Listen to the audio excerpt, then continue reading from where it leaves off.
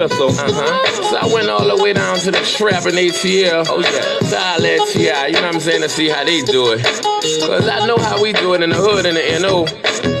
It's street, it's real street. I've been a street nigga my whole life. I was raised in them, wild out, flighted for nights and days in them. Nigga, I played in them, I told the kids in them. In 7th grade, I started trying to get paid in them. If you ain't real, you ain't gonna be safe in them. Bitch niggas get jacked and they hoe get raped with them. I done saw niggas get stabbed and shot dead in them. No reppin', I bust my share heads in them. Leave caught niggas down bad and bust lead in them. The streets getting flaky cause not a feds in them. Putting pressure on busters, getting info from them. Niggas telling it all when it's coming and who from them. Damn, that's fucked up. The streets that change. These bitch niggas straight poison in the game. But jizzle can't change the streets, that's me. I live and die by the street rules cause I'm a G. I'm a street nigga. A street nigga. That's what I've been and that's what I'm gon' be, nigga. I'm a street nigga. A straight street nigga. I was taught if I'm a play like a G, nigga. I'm a street nigga. A street nigga. That's what I've been and that's what I'm gon' be, nigga. I'm a street nigga. A straight street nigga. I was taught if I'm a play like a G, nigga. A nigga thorough as they come. Was raised in the gutters in the slum.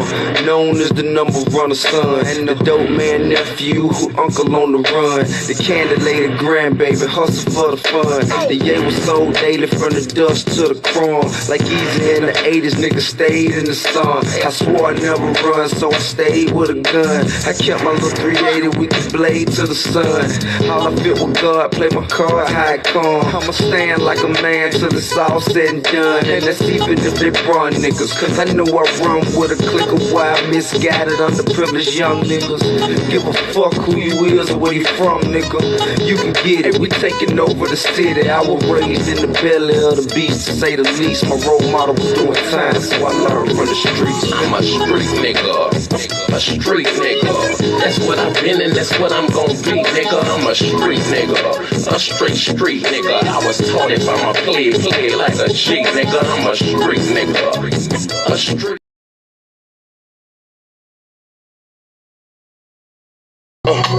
Yeah, nigga, yeah. Shit real round here. Yeah, nigga, yeah.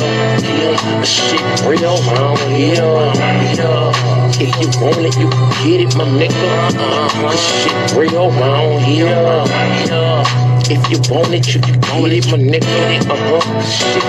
Look, if you ain't know, ask somebody, they'll tell you about me. Nothing fake, nothing flawed, nothing bitch about me. I'm a G, I've been running these streets since a youngin', since 14. I've been bugging, slaying heat, ain't nothing. You won't be, say something, you could get it, I ain't tripping. One song, just know you better not let me catch you slipping, cuz whatever we need, I'ma smash you. Broad daylight around the club, I'ma get at you.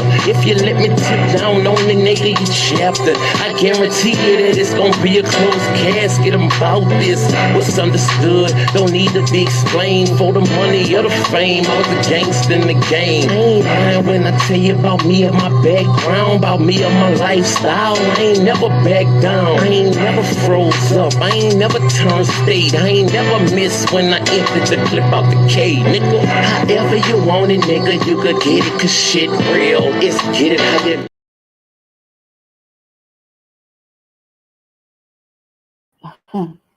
Sorry about that. Round two. Okay, hold on a second. Forgive me, having vision problems, okay? Whole thing. Welcome to the Revolutionary Agenda, episode 2. It's like, I'm just kidding. I'm still at the Black House, and I had time. I felt like I got to do another RVA. So, I'm trying to see, bear with me. I'm going to be all up on the camera. Let's see. Oh, what up, Daniel? Thank you for coming and visiting. Everyone, happy Friday. Top of the morning. Have a productive, blessed Friday. They have an awesome weekend. Stay, consistent and healthy. You stay favored, stay black and dangerous. And you have a great weekend too. Everybody does. That's good. Thank you, Time. Thank you. Welcome to the Revolutionary Agenda. I'm your host, the Black Villain, Seduction Doll, or Lady J, or Brandy. Depending on how you're feeling that day. And I did a show yesterday, and usually around this time because I'm in excruciating pain and I can't sleep. So I thought I would do a quick, not a quick one, but I have to be done in like at least 3 hours. Because after that comes Grand Rising with Shabak and the Jays. So, I gotta at least be off his computer so you get that started. And I gotta go. I got bills to pay.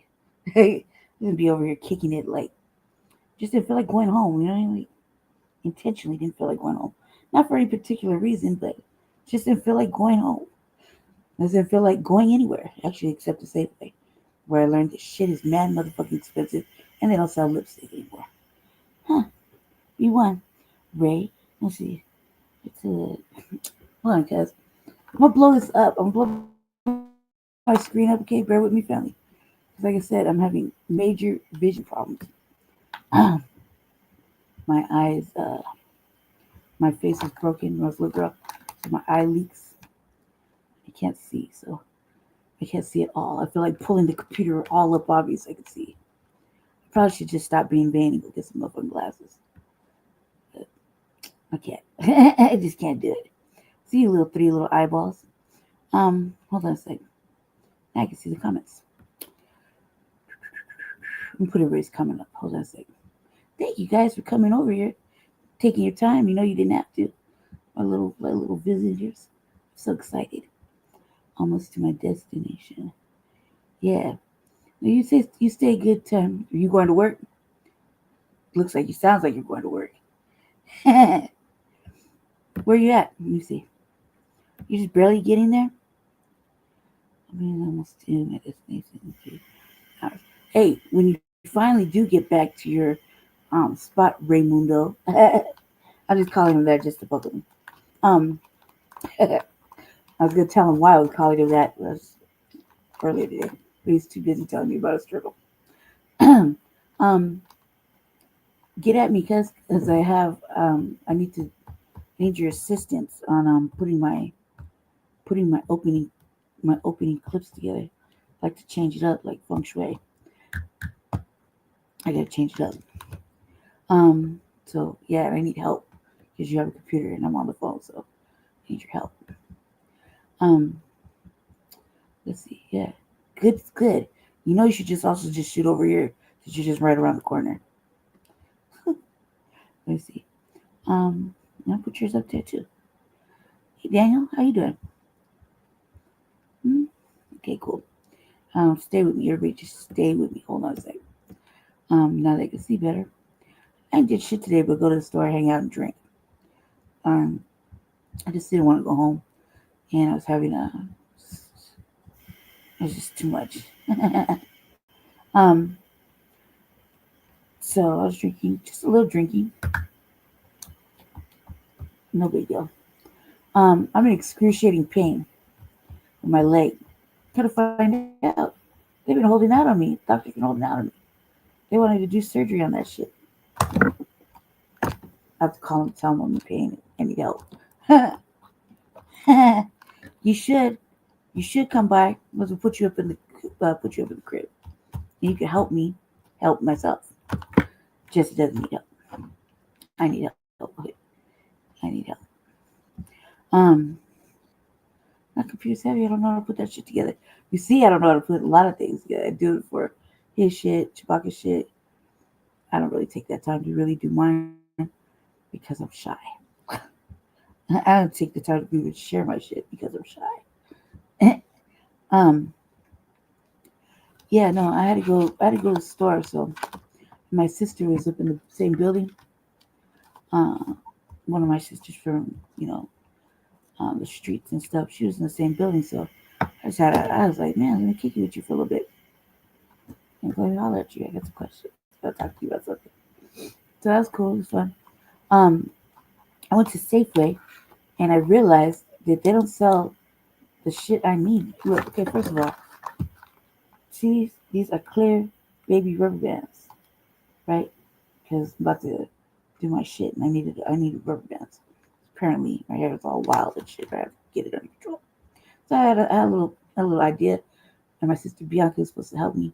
I just needed her to help me because I needed her to make sure my parts are, even, right? So I can't see. I don't like looking in the mirror and shit. I normally could do it by feel. However, for some reason, I was trying for the last couple of days, and I just couldn't get it right. I could feel that it was uneven, And so I was like, man. So I go to the store, and as I'm there, I said, man, I could use some more pink oil. I could use some pink oil, right? Because I don't know where I put mine. I kind of misplaced it, moving back and forth to my storage and shit. And I was like, man, where is it? I think it's over here. And he hid it from me. All right, so I'm like, okay, cool. I was like, looking in this, everything's fucking $20 plus. That's it. Shit, I'm not even sure I want to look at, because they only have a small section for black people. Okay, and literally a small section. We're talking like 2 lanes like this, right? And everything's like 20 motherfucking dollars to say, but like, Jesus fucking Christ, I was gonna make my own shit. What am I thinking? Why am I even in here? I just needed some rubber bands, and the fact that I was like, usually y'all don't see it, but usually I like lipsticks, not lip glosses, right? So I was looking for one because I misplaced my shit. Now that we have kittens, the kittens think they just can jump on my desk and kick off my jewelry, right? Like my bracelet. It's at the house. I never leave home without it. I've been feeling naked and like I feel naked and like bad juju, I don't have all my shit together. So it's under the bed. I couldn't reach it, right? Kids just get on there. I feel like they get on there and they're just like, oh, look. Like on purpose. And I'm like, oh, this motherfucker, what you got getting on my table? You know what I mean? Where's the damn spray bottle? It's over here. Fuck. So I'm trying to hit them with that hot sauce and lemon juice so they can get the understanding. You know what I mean? They don't like that shit. They don't like it. So I'm like, I'm about to put this hot sauce up in here. You will understand. You don't jump with my shit. Because they kick it off and they kick it off in places I can't get to because I think I hurt my sciatic nerve. I don't know, but my whole fucking leg hurts. Been hurting. Can't put no pressure on it. And I stand up, it's like a brand new baby deer. And I'm like constantly cannot fall right now. Can't fall. Because I've already fallen like 3 times last week. I think I could do another fall. But, I mean, the devil's been busy. The devil's been busy trying to get me to fall. Literally, on the bus, slam on your brakes, slide right out my shit. Right? And I pick my shit up. I pick myself up and get my shit back in gear. And they do it again. And you see what I'm saying? Or steep ass slopes. And I'm like, please don't fall, please don't fall, please don't fall, please don't fall. But yesterday, check this out. Funny story. 2 years ago, I got hit 2 times in the same area, the same neighborhood. Right? This is my neighborhood, amongst others. Okay, this is 5 Points, historic 5 Points, right? So it doesn't matter where I go. White people in this neighborhood intentionally want to run me over and hit me with their car. Broad daylight. It's intentional. Okay, 2 times I got hit in the same year. One by a motherfucker driving a F-150 dual cab. Took me and hit me in the middle. I had the walk, I had everything, because that's the first thing you look at when you get hit. Like, oh gosh, let's cross it right. I mean, I know I was drinking a Slurpee at 6 a.m., but I knew I was crossing right. You know what I mean? Motherfucker took that turn and bam. You know what I mean? I was just in a chair that was built like a Cadillac, right? So I didn't get really that much hurt. He just kind of ran me over a little bit. Oh, no big deal. Sturdy, you know. Following the time after that, like maybe 3 months later, I'm leaving the doctor's office, and I was listening to Pebbles, right? Mercedes. I was singing it on the way out. Doctor's office.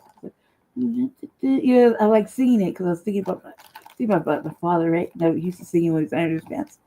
And I was singing it, driving down the street real loud. And I got the walk again. I'm trying to leave. Bitch comes out of nowhere. Wham! Right? And now we're in the hood. So I'm like, hey, bitch. Fuck you mean? Like, what the fuck? Where are you going, bitch? You fucking hit me. Like, it's in the east side. I don't give a fuck who shit. You're not even supposed to be over here. Matter of fact, I prefer white people be scared of us. Like, what the fuck are you doing, right? It's like, bitch, you fucking hit me. She's like, oh, she was going to the same doctor's office I was leaving. She was like, housing coordinator, right? I was like, I hope you got motherfucking insurance. I know you're white. You know you got fucking insurance. You hit me, right? Like, everybody seen it. And I was like, hey, cuz, you're going to do the right thing right now. She's like, do you have housing? Yeah. Bitch, they ain't got shit to do with anything. Cut that motherfucking check or do something. But I want your insurance. I want everything. And matter of fact, fuck all that. You call the police and have them come and take it. You have them come take this shit down. Because on the first time, they said I hit him. First time when this man hits me in his truck out the street in the morning. Okay. But the crash team, there were our people, turned around and said, he said, I hit him. The white man said, I hit him. And I damaged his vehicle. Right? And I'm like, I said, he fled the fucking scene, cuz. Like that. And I'm looking at him like, if for real? Like, for real, you're not going to believe me? Like, I'm looking at like black people, like our family, like, come on, cuz. I was like, is he really cooning right now? This is some bullshit. And I'm like, don't you see what's happening here, cuz? He's white and he's saying, I hit him. Do I really need to say it? He's saying, I hit him. He fled the scene. I had to go around the corner because I was yelling. And I said, because as soon as I said, you're in my neighborhood. I said, I'll find this motherfucking truck and I'm gonna fuck your shit up. I'm gonna fuck your wife's shit up. I'm gonna fuck your shit up. Fuck your cuz, right? Because he left. And I was just like, I'll see this shit again. This is my neighborhood. I will find you. I was that mad. Because it's early. Motherfucker hit me. And I did fucking fish trick when he hit me. Because it was like a Cadillac. This fiberglass that the truck's right. So all his little shit was stuck. I had to shake myself off of this shit. I couldn't believe it because I didn't know what to do, right? And so when I told him, I said, I was like, you're gonna call the police. I told him like that. They brought the crash team. 2 FBA individuals, older people, right? Only like, don't you see what's happening? Can't you see what's happening here? Why? And I was like, it happened right under the camera. The police said, those cameras don't work. What the fuck do you have it in a high crime zone then? Cuz this is a high crime zone, allegedly. I'm out filming sweeps. This is a high crime zone, was what you tell everybody, right? This happens right by the hospital. Are you fucking kidding me? The cameras don't work. You know what? The cameras don't work. They don't work for us when we need them. They only work for us when you're committing crimes, right? That's what it is. No, seriously, I don't think they work. Who's in charge of that? I want answers. Matter of fact, fuck that camera. There's a camera in 7-Eleven. There's cameras over here at the hospital. There's motherfucking people on their phones. Do your motherfucking job, cuz. Don't be talking to me like that. It's obviously because I was mad. He hit me. Then I went around the corner. He was changing his tire and I found him. So I made him call again, right? I ran his shit. Dude left. You're not supposed to hit nobody and flee. He was a nurse. Check that out. He was at the same hospital that he hit me in front of. Right? I couldn't fathom it. When the lady hit me, I was like, nah, fuck that. We're not gonna do this again. Right? So I got all the information. Insurance took care of it. It was all good, all to the good. All to the fucking good. I was like, yeah, you're gonna do that. I was like, don't bribe me with no motherfucking apartment. Because they were in an unhoused area. Like, cut that. I was like, you could do one or two things. You're either gonna make it right with your insurance, or you're gonna cut a fucking check right now and don't fucking bribe me with an apartment. I already got one. I'm gonna do with another one. Like that. You got a nice car, bitch. You're white. Like, do what? You know? Call the ambulance. I was like, yeah, I'm hurt. Because I was steering. I was having a good time driving. You know? I was steering, and when she hit me, I went with the turn. You know? Which I should have just let it go. and I wouldn't have got really that bad hurt that bad. Yeah, I was like hamming it up. Fuck yeah. So this time, right? I'm going to Safeway, right? And I have to pay some bills that are massively important, or lights out and shit. I gotta pay some bills, and I was like, I'm gonna go over here to Safeway, buy Jesse a pack of squares, and I'm just gonna see, because I haven't been in Safeway in a long time. I was like, I'm gonna go get me some lipstick because I need some lipstick. I just feel like I need some lipstick. I deserve it. I've earned it. You know what I mean? I was like, I'm gonna go cruise around. He said buy him some chicken tenders. I was like, yeah, okay, cool, whatever. Right? I was like, he telling me which way to go. I was like, yeah, whatever. And I wasn't listening to him. I said, it's right by, like, I take it a little round trip to the doctor's office in his neighborhood. I have like 8 different ways to get there, right? I was like, motherfucker, now you telling me how to go through my hood. But I've been here since fucking forever. Don't tell me what street to take. Right? No, I'm going there. I'm right at the corner to Safeway. Right? I'm crossing the street. I have the walk, right? I have the little white man letting me come through. This bitch is coming from the opposite. I'm crossing this way, like this way. She's coming this way, going around the corner, right? She clearly sees me. And I'm like, hold on, bitch. Hold on, bitch. Hold on, bitch. Because I know she's like she pressed the gas intentionally, right? I was like, see, bitch? I was like, oh, I wish you would have hit me. God, I wish you would have hit me. Like that, like almost, right? I was like, oh, bitch, I took everything. Like, this is some fuck shit.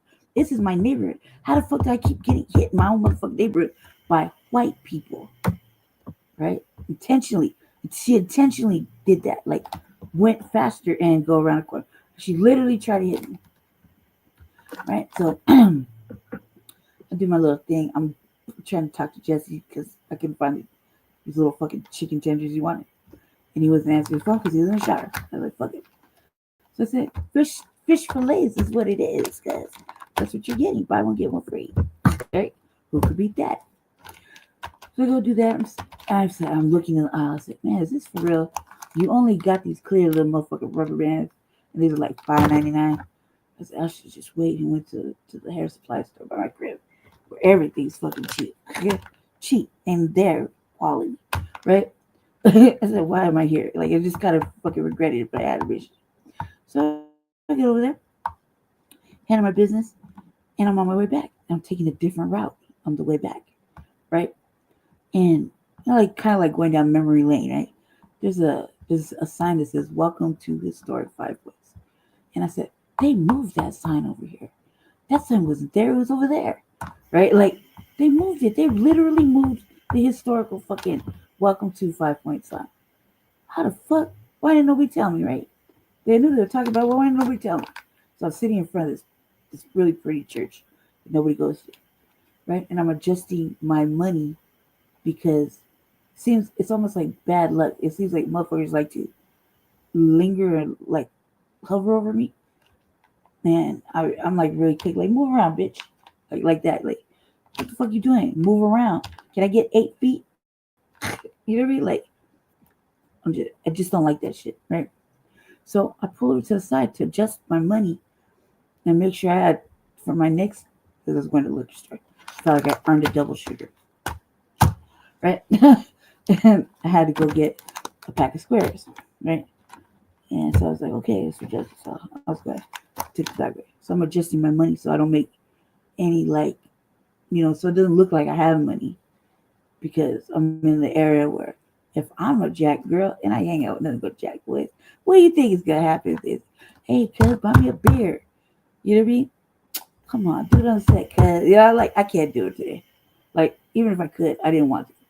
I just wanted to go get this shit, creep over to his house, creep over, sign in, and wait for him to come get me. Okay? That's all I wanted to do. You want to have no chats, just smiles and keep it pushing, right? So that's what I did, right? So I'm over there adjusting my finances, since I don't have like a little bag, sticking it in the wallet. Okay? Adjusting the wallet. So I'm leaving. I pull off right from the church, and I'm crossing. I have to like cross over to get on the thing. So I'm like So this street, nobody fucking drives on. I think people just park there to go to other places, right? But nobody, you never see nobody driving on it. Oh, and it's like, and there's like lane this way, little 4-wheel turn this way, little, it's kind of like if you don't know how to drive and how to wait, like in a 4-way stop. If you don't know the routine for a 4-way stop, you cause an accident if you're driving. If you don't know how to be patient in the 4-way stop. So I'm like, look both ways. I look both ways like across the street. Look both ways down that street. Look both ways. All of a sudden, out of motherfucking nowhere, I was like, I'm like, look, everything's clear. It was almost like Harold and Kumar, right? Crosses the street. I was like, yep, everything's clear. I'm singing and shit, just minding my own business. Like, right, singing and walking, singing and driving. And it's out of nowhere. I see out of the peripheral somebody coming down the street. Like, let me hurry up and get over. I'm almost there. He was like, again, hit the fucking gas on me. I was like almost across the street. Literally, like, you can go this way and the car's coming this way. I was already on this side, crossing the street because it was clear. I was just trying to get on the sidewalk, right? So I could use the little lights. He was like literally intentionally swung over to me. And I was like, what the fuck is it with white people, huh? You really gonna be like this in our neighborhood that you gentrified? You really trying to knock me off the planet, huh? Why? That's the question of the day. Why? In my own neighborhood. This is 2 years apart. It's the same thing, right? And then when I go home, it's kind of different. It's more like filing and me talking to them like they're trash and creeping on them and now they're too deep, right? In cars and shit, and they're fucking with people. I'm just like, and then, well, you're going down that alley, huh? You go down this alley. You know what I mean? And when I'm at home, why do you think that family, right? Am I tripping? Is it conspiracy theory? Am I tripping, or it just seems kind of coincidental, or no? Motherfucking white people want to knock me off the map, right? Intentionally. Like when you rev your gas and you go faster and veer into a lane that you know you're not even supposed to be in, cross the double lines to get at me, you're really trying to knock me off the planet, right? I'm not tripping. That's really happening. You know? I was like, wow. Well, guess you didn't get me today. Try again tomorrow. I was laughing. And at the same time, I was thinking the same shit I just said. Right? I was like, man, maybe I can tell Jesse just like, only you. These only things happen to you. Like, huh. Maybe so. Maybe motherfucking so. Very interesting day. An interesting show for you today. Interesting show. That's a stuff to show you. I wish my regular people was up in here so I could see if I showed what happened in Aurora, the actual video of when they shot that dude in the face. I can't remember because I whenever I do our RVA, it's like in between both shows, and I'm like lucky I could do it, right? So I couldn't remember if I did or not. So I was like, oh, let me see if any of the like Mac or anybody came in. I would be like, did I do that show? Did I show? I don't know. But anyway, got a whole bunch of stuff to show. A whole bunch of things. So we'll be here for a minute. So buckle up. I'm gonna try to have some fun. Kind of in a giggly mood right now. So let's not ruin it. Let's just enjoy it because there's so much seriousness around me. I can't deal with it. Try to laugh. So got the giggles. Enjoy it. It's it's here. Those of you really know, I'm fucking funny as hell.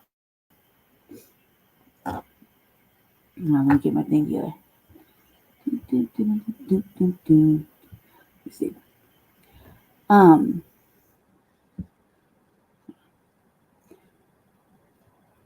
Let me see.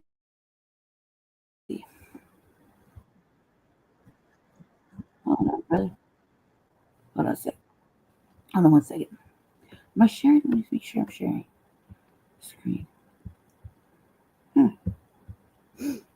Thought I hit the button. Share screen. I had Jesse set up the show before he decided to lay down. And I thought I was sharing all this when you pay for StreamYard. It's weird in the back, you know, where people's in the back, okay, the backstage, I guess you would call it. It's a strange little setup. I'm not quite familiar with it. That's why he has to do it, because he's always in the StreamYard doing Frontline Black News and shit. Let's see. All right. Okay.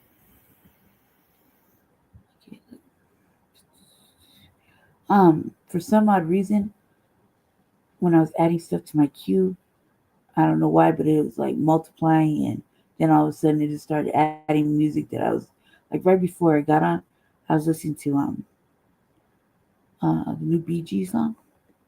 I was like, yeah, it's like right up my alley. All right. What do you think? Do you think they're gonna let Diddy out, or they're gonna give him fucking 10 years? What do you guys think? Okay.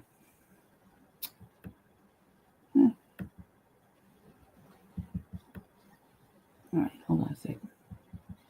We're gonna start with the easy stuff.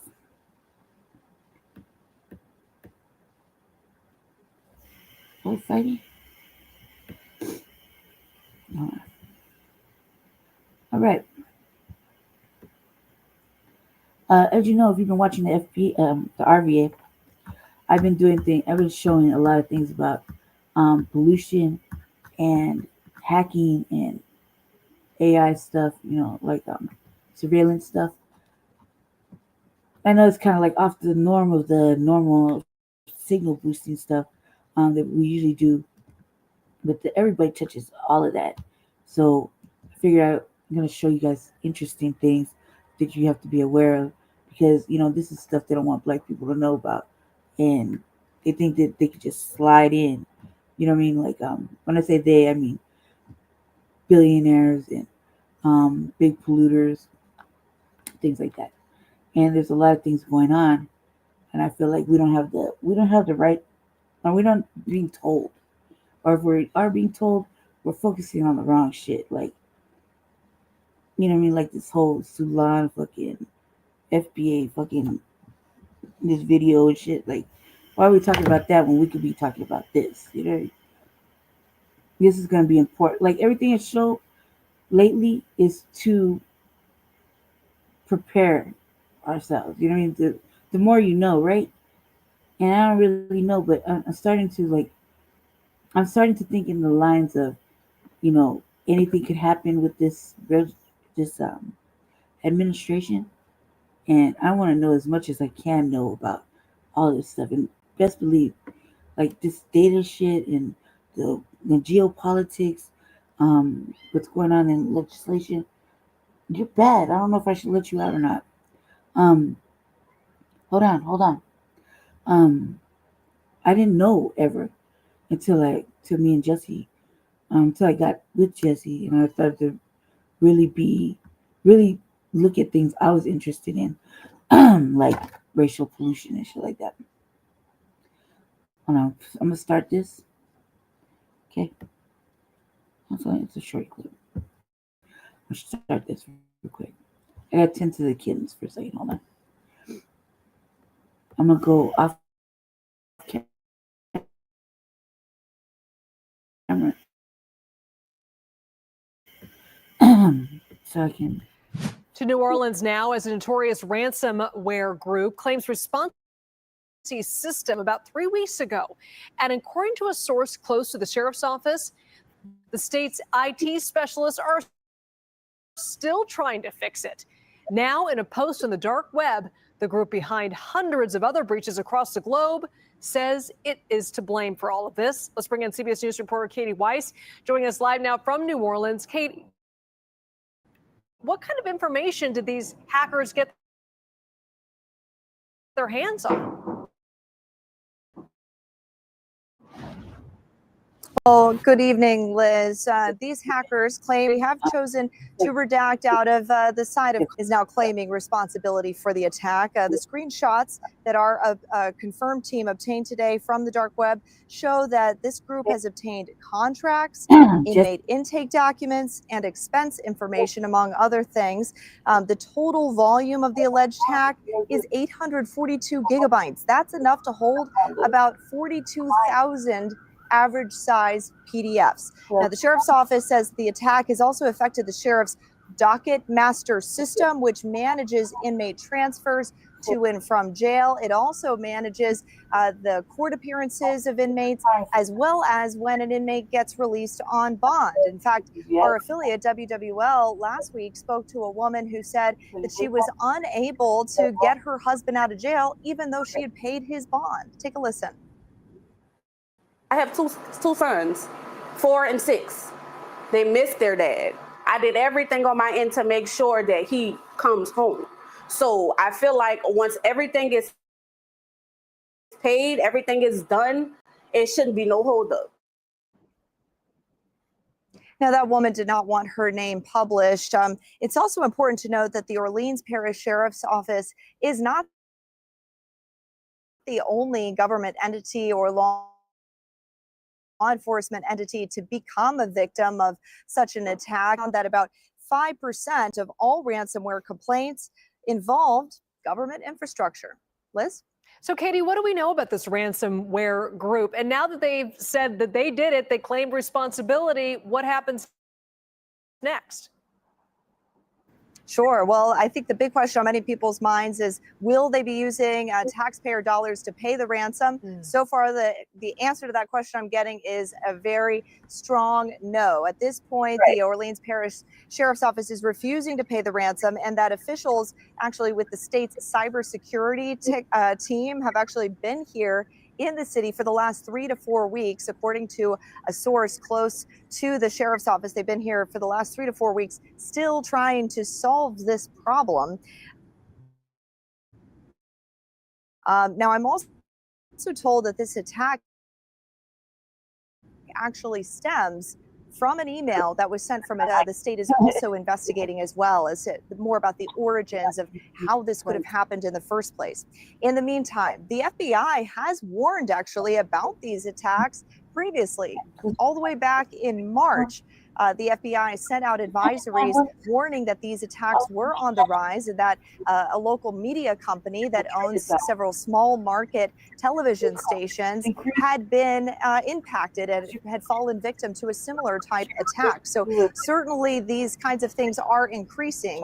And in fact, according to a cybersecurity firm called Recorded Future that analyzes these kinds of things, cyber attacks exposing vulnerabilities are up 16% this year compared to last year. So if you're running a business, something you might want to think about, absolutely. But for now, the Orleans Parish Sheriff's Office emphasizes that no jail security operations have been impacted. Of course, you might remember they certainly made headlines earlier that one of those inmates large. Liz? All right, Katie White, thank you so much. Good for him. Good for him.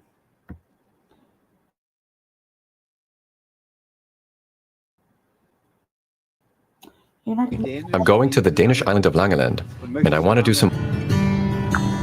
Of Langeland, there's lots to do on Langeland. We'll get to that in a minute.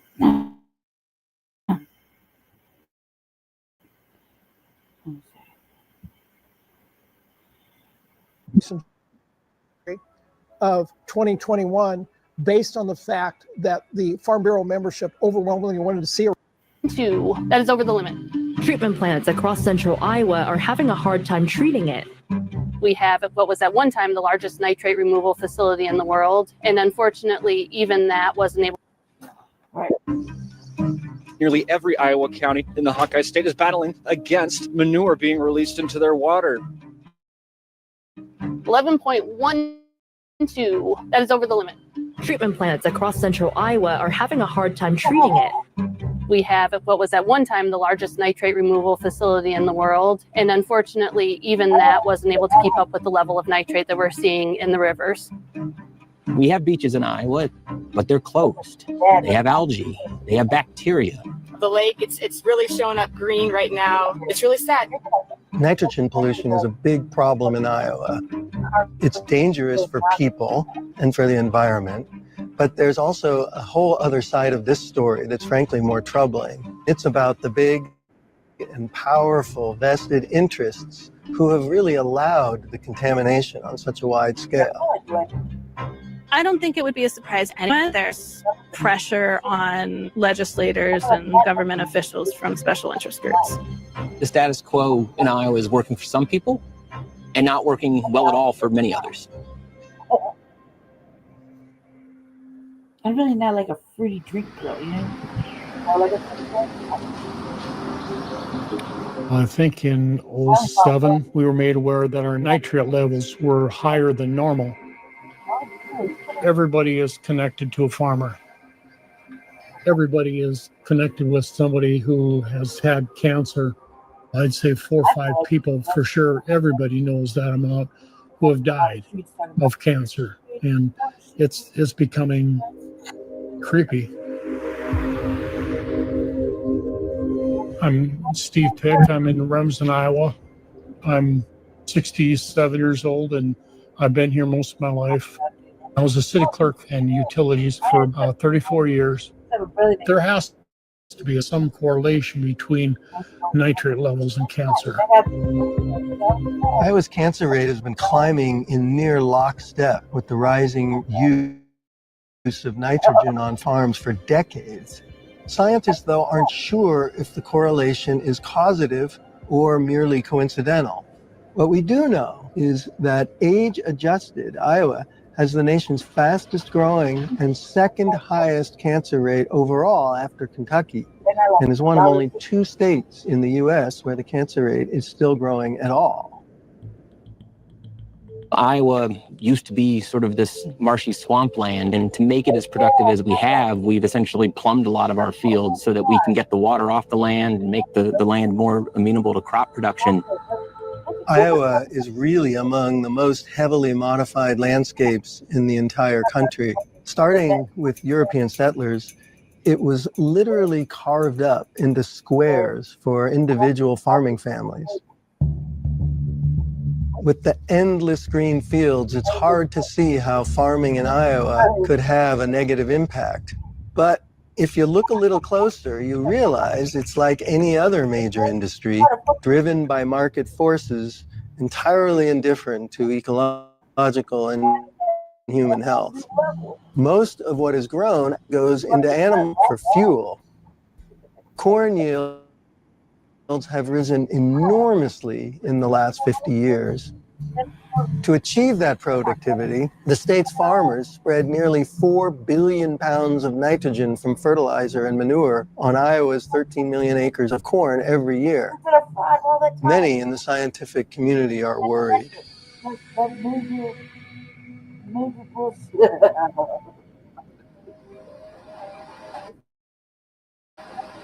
This is essentially our sample intake lab. So those are treated seeds. That's how we do agriculture these days. And that seed is colorful. It's painted with pesticides. We spray on there an insecticide, a fungicide, maybe an nematicide. And this is something we spent a lot of time fall away. Farmers just go buy what they're being sold. This is what their local representative will say is, this is your seed for this year, and they'll just use it. There are challenges when it comes to water quality, and the challenges that might be there for public health as well.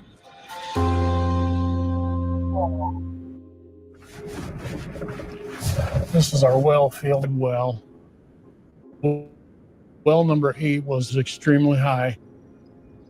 To get the nitrate out of the water, Steve Pick organized the community, raising hundreds of thousands of dollars to buy almost 100 acres of farmland above the well field. They replaced the rows of corn and soybeans that were growing there with native prairie grasses, and the deep roots of those grasses successfully absorbed much of the pollution. As nitrate levels in Remsen's wells plummeted about 40% in just a few years.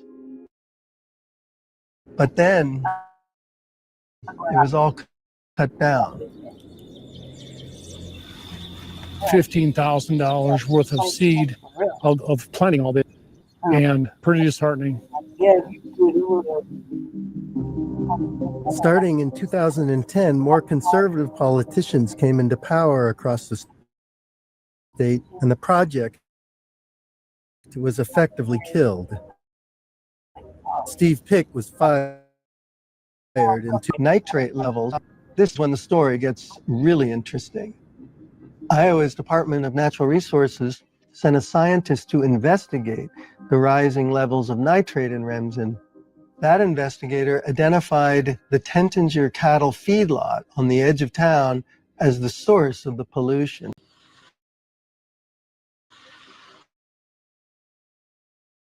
It comes from there, down through this creek, down that way between the ball fields, and then weaves through Beck Park, and eventually. The DNR's chief of compliance at the time, Barbara Lynch, closed the investigation to avoid political blowback. DNR records show residents repeatedly complained about the farm's manure flowing through town. By 2017, Remsen's shallow wells were so filled with nitrate, they had to actually be turned off. Remsen now has a $10 million water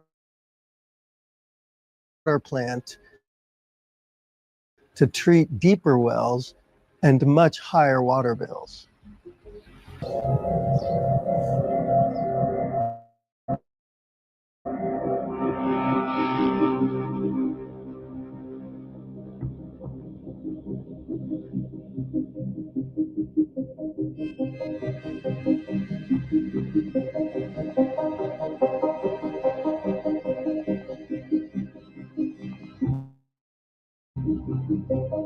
Political interference like that is not unusual in Iowa. In fact, what happened in microcosm of agricultural interests wield extraordinary power in the ag industry, endangering public health.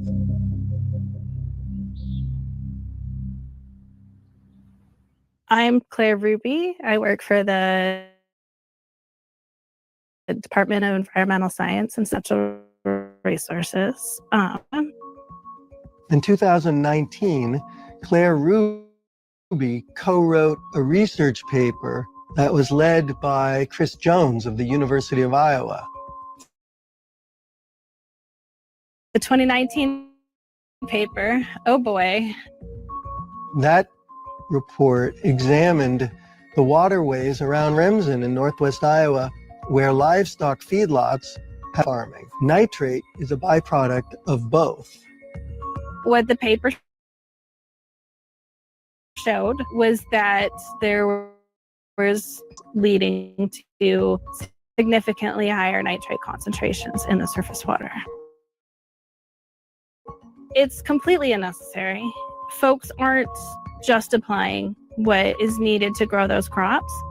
I discovered that there was a meeting about this with a number of the powerful ag players. I looked through the door and I saw on the screen a PowerPoint that talked about activist scientists.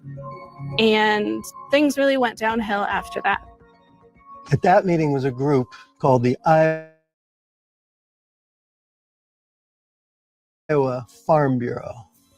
Advocates the true definition of a grassroots movement. What? The Iowa Farm Bureau projects a wholesome image, but essentially it's a lobbying machine for the big ag businesses in Iowa. These guys don't look exactly like the typical farmer. Established in 1918, the Iowa Farm Bureau includes all kinds of investors and bankers and lawyers and goes far beyond farmers. It has unusually deep pockets for an industry trade group as well. thanks to corporate profits that it earns from an insurance subsidiary that's very large. The IFB is so influential that it was able to insert entire passages from its own publications without any citation into an early draft of the Iowa Nutrient Reduction Strategy, the state's voluntary blueprint for reducing nitrogen and phosphorus emissions. This regulation-free rule book is what allows the agricultural industry to operate on a volume imperative. The system involves farmers who are incentivized to maximize harvests by huge demand for livestock feed, and also the federal mandate to corn ethanol for auto fuel. The federal government basically indemnifies them against losses by subsidizing crop insurance.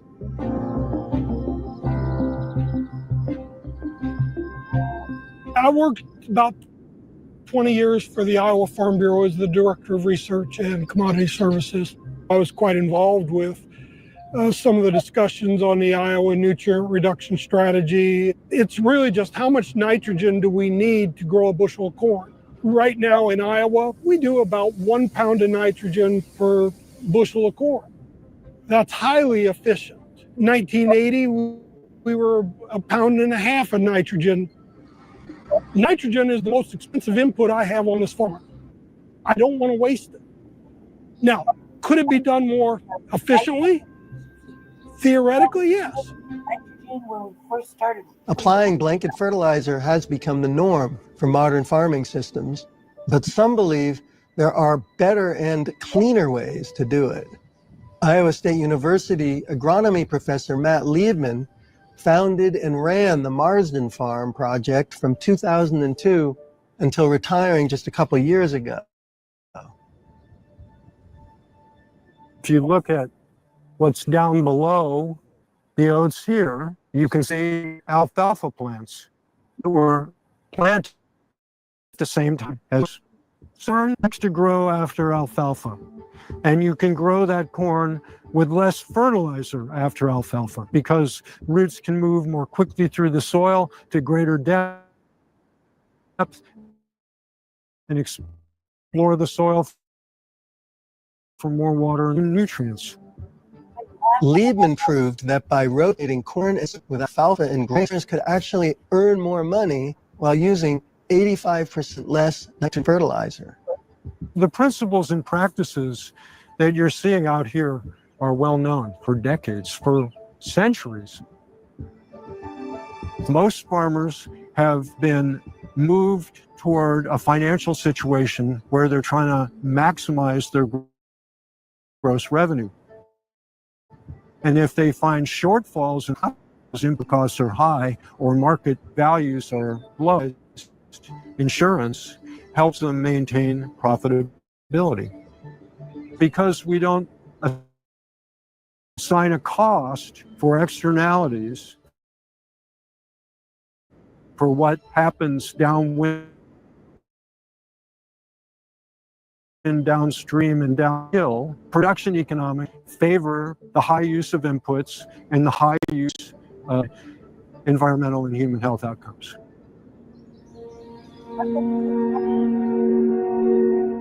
Some folks will say regulation is the way, but regulation is a real dirty word here in Iowa. And, folks don't want to have that conversation. I'm not blaming farmers. This is the system as it stands. This is what in the U.S. we call a food production system. I would argue the Farm Bureau system is the envy of the world relative to getting quality agricultural input and involvement of producers in ag production policy. And so when we talk about regulations, no, I'm a fan of set out voluntary guidelines and make sure this system towards sound economics. The Iowa Farm Bureau has been campaigning for years to be sure that farmers do not have to follow strict regulations. That has allowed in the state. Lobbying records in the state legislature show the IFB has consistently opposed and tried to repeal any measures that could take up farmland for other purposes, such as solar panels and environmental restoration.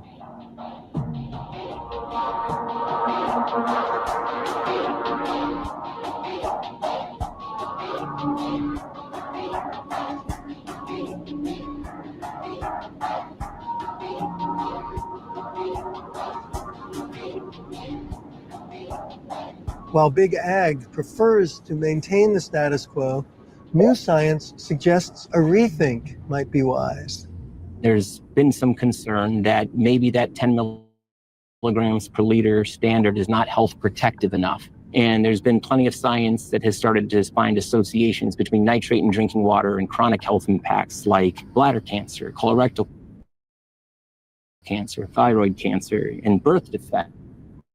So here in Iowa, we've got communities that are routinely drinking levels of nitrate where people are wondering, is this truly even? And the EPA acknowledged that there are new data around health effects that suggested that they needed a new health assessment.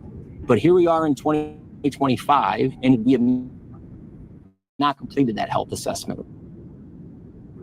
Today, I'm pleased to make the largest deregulatory announcement in U.S. history.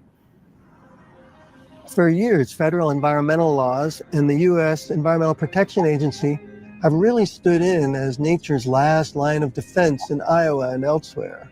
Now, though, the current administration wants to disband EPA's Science and Research Division, the only branch that does these risk assessments, as President Trump seeks to slash the budget by more than half. What happens downstream of us, this just kind of keeps continuing and continuing all the way to the Gulf, really, where you see the hypoxia. To us, why do the fish kills keep happening? It's death by a cut. Doing this over and over. So it's not a water problem, it's an ecosystem problem.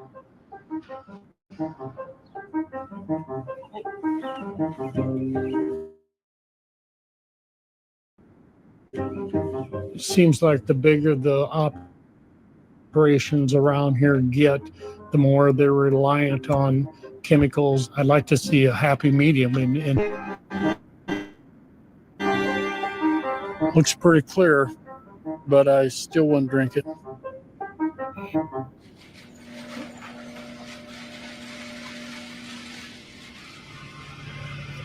Farming in America could not exist without John Deere.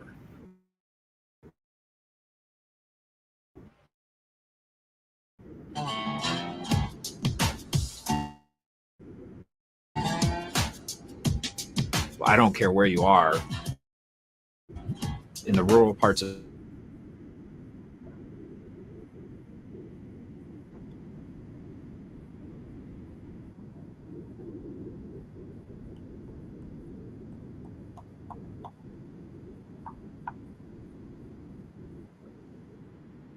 John Deere is forecast to make about $7.7 billion in fiscal year 2021. Shareholders and executives could not be happier. John Deere has been in a battle on two fronts. Between a massive union strike from upset workers and a legal battle with farmers concerning equipment repairs called Right to Repair, this is the breakdown.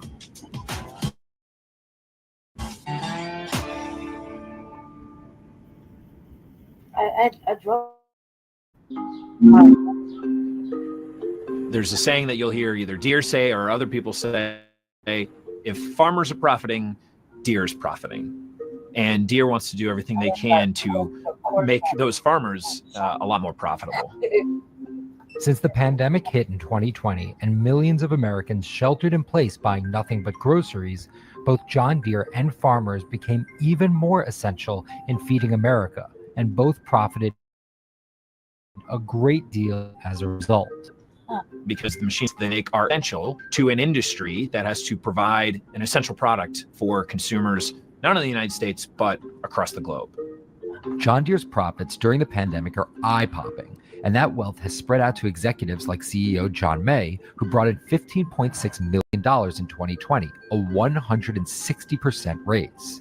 And according to our Bloomberg data, he's going to make about $30 million for the 2021 fiscal year. So you're talking about almost $10 million more for the of the pie, in part because of John Deere's stock buybacks.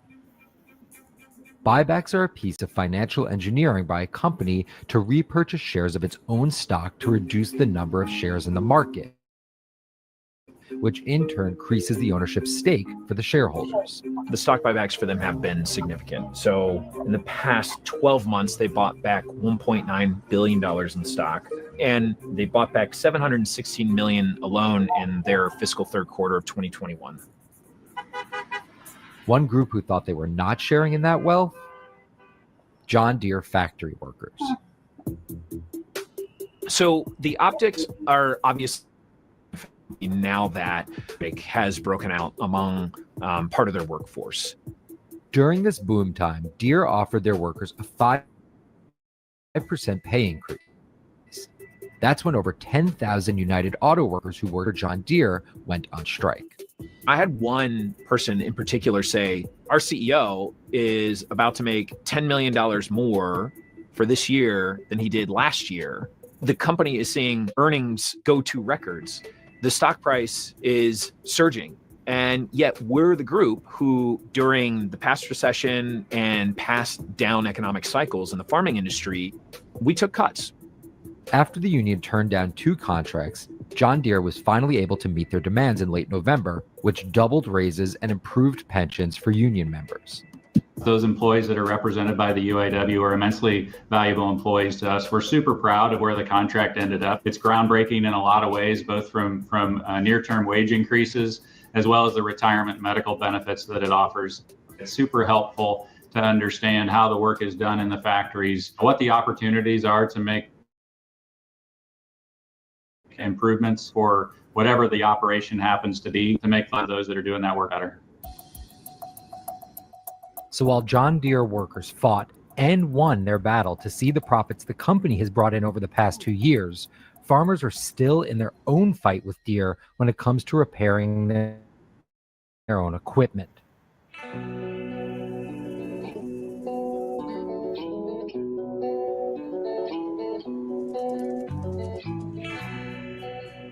So a lot of farms our size use a variety of technology. We use old technology, we use new technology. My name is Tom Brandt, and you are currently in Plymouth, Nebraska. I am a farmer and also a state senator. I represent District 32, Fillmore Thayer, Jefferson, Saline, and southwestern Lancaster counties here in Nebraska.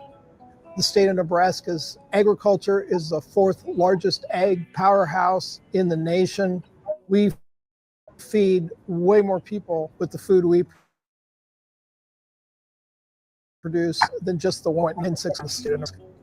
The farm that you're on today is a farm that's common to southeast Nebraska. We rotate corn and soybeans. It takes hundreds of thousands of dollars to operate a small farm like this. Our margins are razor thin. Farming is an industry where we buy retail and we sell wholesale. While the principles of farming are the same, the equipment used to farm has changed dramatically.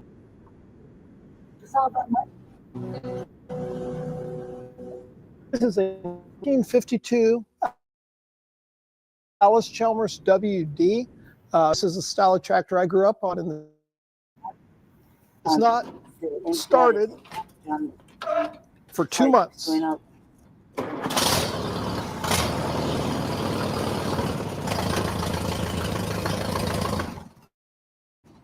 It's tough and it works. And this is what American farm equipment used to be like.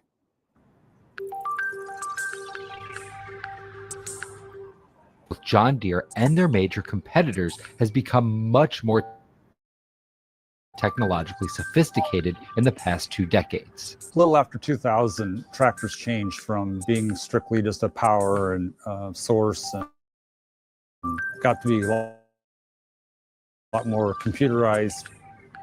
Now they're all basically drive-by-wire systems where there's no physical connection between our. Every generation tractor since is even more computerized. Surprises people every day. How logically sophisticated assess the guidance, information that comes off those equipment that helps make customers enable. This is the main computer screen right here. It can show us moisture, it can show us yield, it can show us the various components on the combine.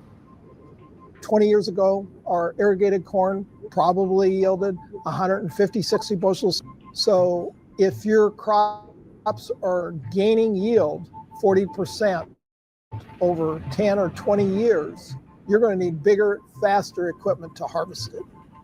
And those bigger, faster machines have increased productivity an estimated 1.4% per year over the past 70 years.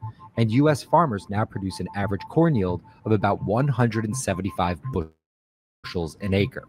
And then the really valuable information that starts to move markets is what the harvest looks like. So now one of these enormous harvesters will tell in real time through where to Goldman Sachs, maybe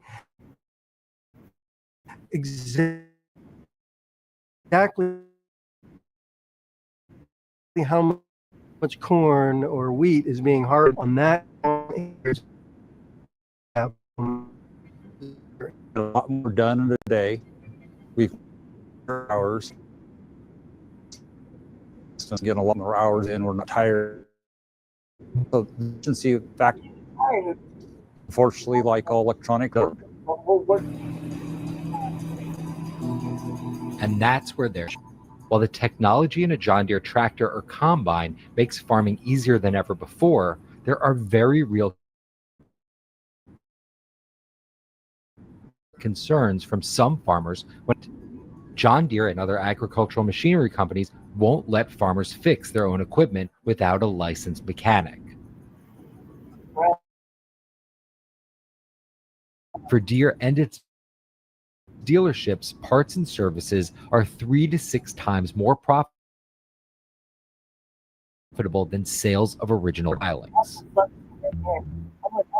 Compared to their own equipment. Farmers love to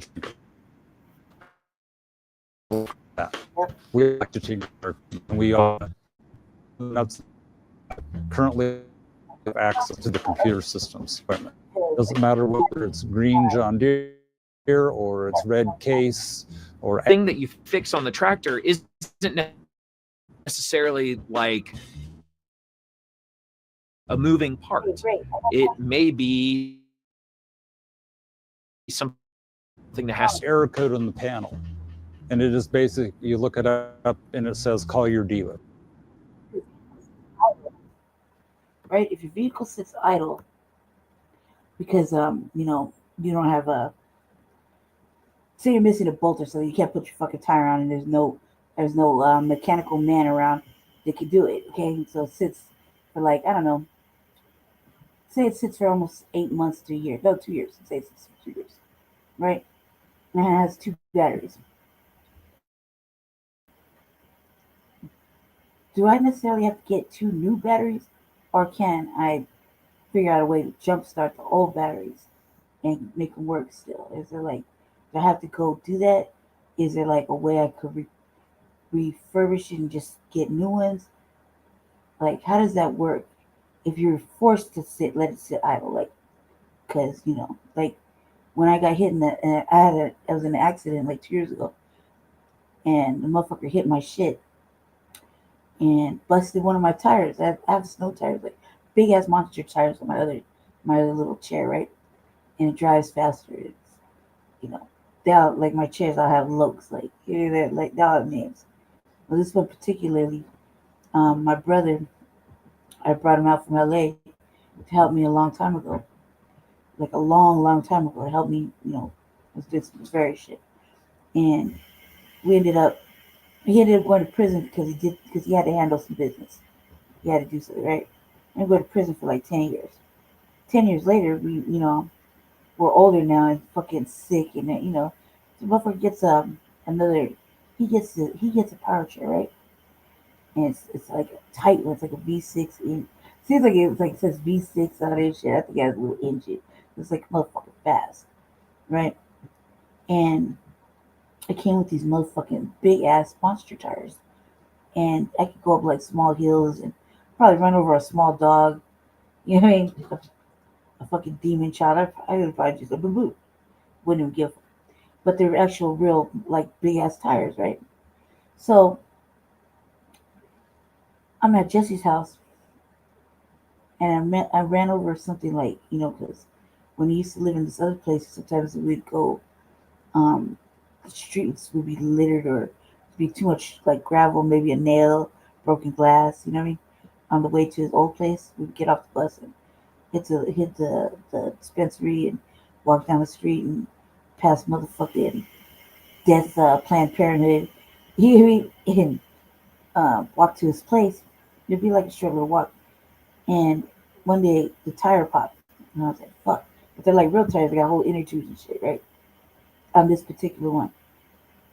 Well, I needed it because it's all metal, like all metal, pretty comfortable and shit. But it's all metal, and it's like the shit I got is not like all metal. It's like I don't know, but it's not all metal. Okay, that one's like a Cadillac. Picture a fucking Cadillac, old school Cadillac, right? And it sits high and shit, and it's literally safe. It saved me, right? The tire popped. It took me fucking forever. I think I had to ask one of our friends to help me get a tire, right? I had to buy my own tires, and because I got it off. I thought my brother had got sick, and I thought he was like literally in the hospital, and we were staying in these hotels during COVID, and he was like, "Hey, Brandy, take over my shit. Go get my chair. Don't let nobody take it." I was like, "All right," because I would let me ride it around in it. I'd be all dressed up and shit, and he's like, "Man, you can't be looking like that in my chair. They're gonna think that I got a girlfriend." Like that, right? You can't be wearing high heels and shit, heels and pumps in my chair. Like, God damn, why not? I would just wear dresses and shit. So, all right, fuck, but I can't change now. They're already on. I drive the streets with him, right? Well, he's like, "Go get my chair. Don't let nobody take it." So Jesse helped me because dude was, like under the mental health criteria. So the motherfucking hotel we were living in didn't want to relinquish it to me, so Jesse had to help me because he knew the main guy who does the mental health here, right? And the dude was like, "Yeah, go ahead." I signed off on it and everything, so I had to go pick it up, and I took it and I kept it ever since, right? So I was like, "Well, one day I'll run into it. One day he'll be looking for me, and I gotta give him his shit back." You know what I mean? And it never happened. So I thought he died. He came from a long line of Mills. The Mills family all have blue eyes. All black with blue eyes. Black with blue eyes, black with tribal freckles, I call them, you know what I mean? Or like Jesse has I call them tribal freckles, right? With blue eyes, like light baby blue eyes.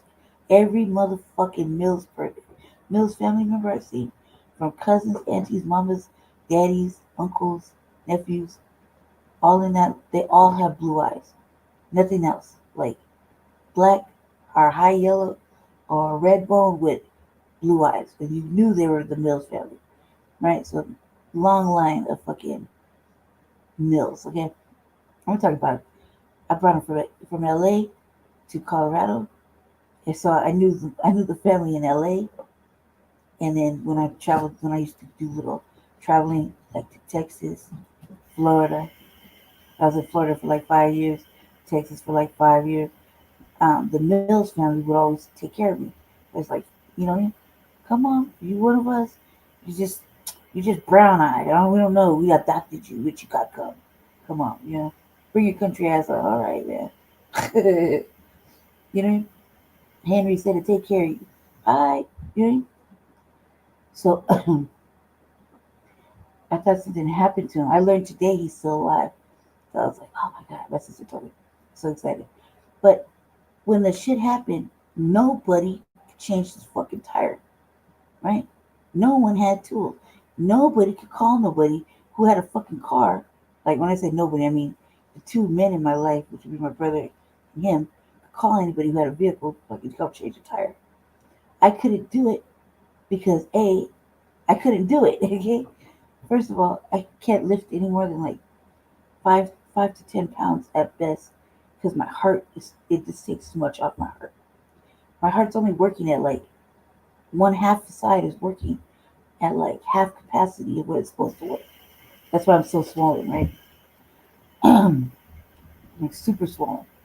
Just keep putting on water.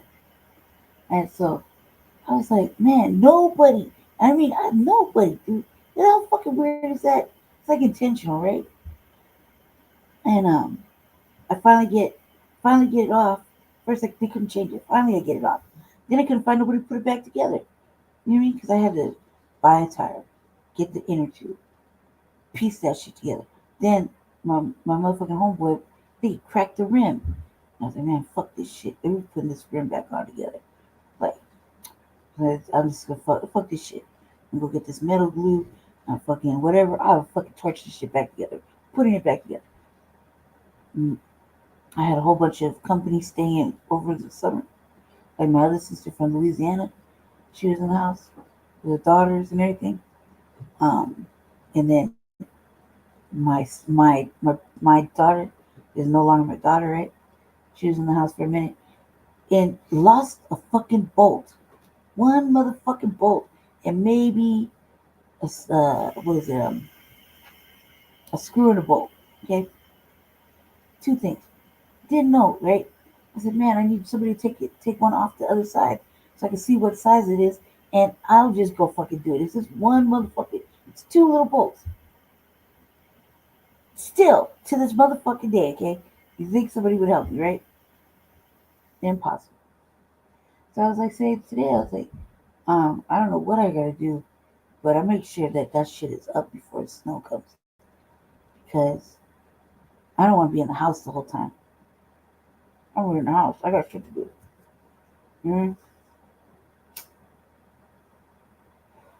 My trench jackets have got like so much better. I'm ready to wear my coats. It's starting to get cold. I'm like, shit, I can't wait to wear my motherfucking wear my bear. I have a bear, like I feel like it's got a black hood, black fur on it. So I call it like the black bear. I was like, I can't wait to wear my Batman coat. Look at my fucking Eddie Bauer fucking goose down. You know what I mean? I got a rabbit one. This looks like 1980s. Looked like I was out selling crack. It's like cream colored with like 80s kind of like I don't know. It kind of felt like it was the 80s coat, like a long trench coat, right? With a motherfucking fur, a hood with a fur on it that I swear it's probably rabbit or something. You know? So in my mind, it's whatever, right? I was like, shit, it look like I'm about to go sell some rocks. You know? Not just selling rocks. I'd be out there covered in like wearing my coat hood on. It looked like I'm out there selling rocks. That's what it looked like. I was laughing about it. But I was like, man, I gotta get this shit up. I can't do it. And also my thing is, it's been sitting there. What do I do with the batteries? Do I try to jump them or what? You know what I mean? Can they be jumped? Can I take it to Napa or something? Can they change me out? Like, what do I got to do? What do I got to do? Because I'm thinking there's going to be an issue. I keep asking my brother that's in the front room to plug that bitch up and see. You know what I mean? Like, just plug it up and see if it'll take a charge. Or they never do it. Or plug the other one up, see if it'll take a charge. Or never do it. I'm like, it's like epic failing. Like, they did it, like, they're doing it on purpose. You know what I mean? And just because I don't have the tools, I can't do it myself. Like if I had a jack, and you know what I mean? I know how to change a motherfucking tire. I just don't have the fucking shit. You know what I mean? My brother has a whole fucking vehicle that just comes standard. There's a fucking Toyota that comes standard in the back. I was like, shit. Why is it so difficult? Seems like it's intentional, right? It was like they just want me to stay stagnant. Then they want to tell me I'm doing it on purpose. But what do I do? Like, should I try to charge it? Should I try to jump it? Or can it be salvaged? Do I have to replace the batteries? You know, things like that. Like, I would like, you got a car, you know, like, do I have to change out the batteries? Can't throw some Pepsi on it? What I gotta do? You know what I mean?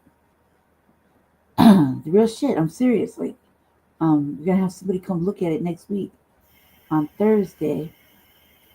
And this shit, I'm still waiting for all the pieces and parts to come for this one because I've been riding this one like a Mack truck. You know what I mean? And it's kind of like, I feel like it's unstable. But there's nothing really too wrong except I need a new charger. These ones dropped it. Ooh! Get out of there. Get out of there. Yeah, no real shit. Seriously, I'm being serious. Like, what do I do? Is there a way to, like, what should I do? I can't, like, push it out to plug it up. Ooh! Daddy's gonna whoop you. Get out of there. You know what I mean? What do you think? Or whoever's watching, answer that question for me. Please, because I really want to know. Try to make it easier for myself. So the dealer has to come out and they plug their computer into the tractor and they have to diagnose what the problem is. We have operators who have had computer glitches during planning. They have a newer tractor, they have a newer planner. It happens on a Friday. They got to wait till Monday. If they were given access to the operating system, they knew what they had to do to repair that. And there are literally billions of dollars at stake for John Deere when it comes to repairs. They make a lot of their money in the dealerships from parts and repair because, frankly, they have a monopoly, and that monopoly has been significantly enhanced by the software controls in the modern tractor. No one else can work on them. Annual parts sales increased 23% to $6.8 billion from 2013 to 2020, while Deere's total agricultural equipment sales fell 20% to $22.3 billion. So there's very real money at stake when it comes to repair. If a right to repair law allowed parts and services markets to compete, it could be a huge blow to a vital income stream for the company. The farmers of the world say, we've been repairing these things forever. Farmers know how to fix things, know how to keep things working in the fields. And by denying us that, you're essentially taking away a kind of birthright. John Deere is also the target of a potential federal class action lawsuit alleging antitrust violations tied to its repair policies. John Deere declined to comment on the litigation, but said it meets company commitments to provide parts, information, and software to owners of its equipment. Right, I was just downloading. However, there is precedent when it comes to right to repair. The best way of explaining the right to repair is to go back to automobiles.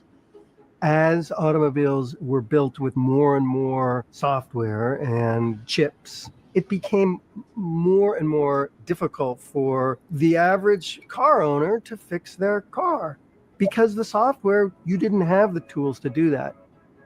So in 2012, the state of Massachusetts introduced a right to repair bill on light cars and trucks. They were the only state in the nation to do that. And what that did is that opened the floodgates and made it possible for third-party mechanics, the mom and pop, to access and repair all those vehicles.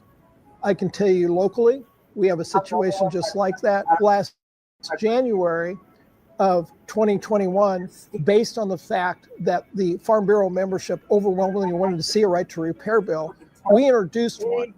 That bill, called LB 543, was voted in favor 176-1 by the farmers. Yet right now that bill sits in committee because it required amendments to only reference repairing farm equipment and not other electronics like iPhones, computers, and televisions. Our position's fairly straightforward. We believe that farmers have the right to repair their equipment. Where we draw the line is the right to modify, and it generally involves the embedded software that we put on the machines. Agricultural equipment is less like consumer electronics than it is really like aviation, right? You wouldn't want just anybody fixing and repairing software on an airplane because there is a safety component to it. In the same way, I think a tractor going down the highway is a fairly comparable situation. That's really where our efforts are best spent. To try to make sure that people understand the ramifications and the risks associated with the conversations that are currently happening in the space. While farmers are waiting for a ruling to be made on right to repair, some are taking matters into their own hands by using gray market technology to run diagnostics on their own equipment. When you rebel against the technological barrier, you hack it.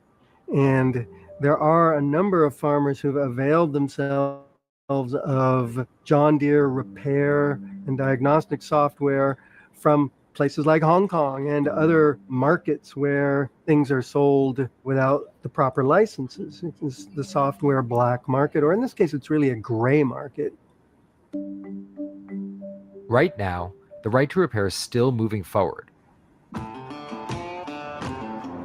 But its future is anything but certain. Currently, LB 543 is sitting in committee, and we chose to have it stay there for 1 year to allow all parties to give us some input on this. And it's pretty much been crickets. But the hue and cry out here in the country is getting louder.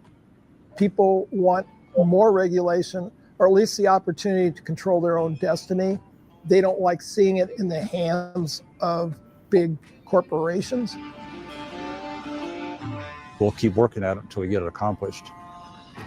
I'm not afraid of a fight. I haven't met a farmer yet that's not afraid of a fight. So we'll state our piece and see what we can get done.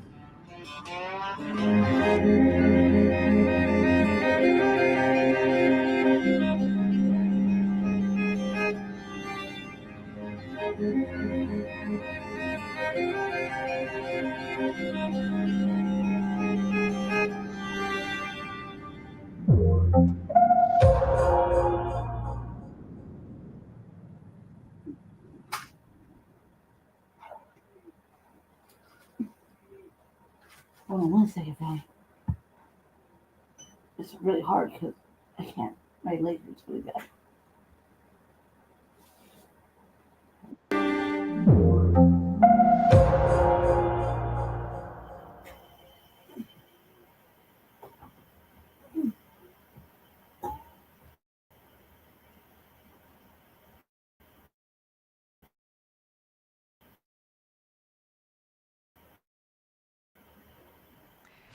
At the Orleans Parish Sheriff's Office, hackers managed to breach the agency's system about 3 weeks ago. And according to a source close to the sheriff's office, the state's IT specialists are still trying to fix it. Now, in a post on the dark web, the group behind hundreds of other breaches across the globe says it is to blame for all of this. Let's bring in CBS News reporter Katie Weiss, joining us live now from New Orleans. Kate, what kind of information did these hackers get their hands on? Well, good evening, Liz.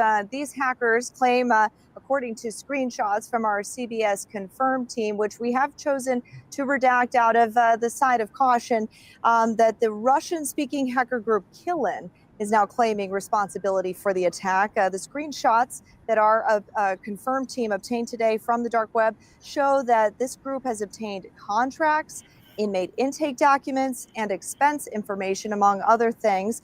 The total volume of the alleged hack is 842 gigabytes. That's enough to hold about 42,000 average size PDFs. Now, the sheriff's office says the attack has also affected the sheriff's docket master system, which manages inmate transfers to and from jail. It also manages the court appearances of inmates, as well as when an inmate gets released on bond. In fact, our affiliate WWL last week spoke to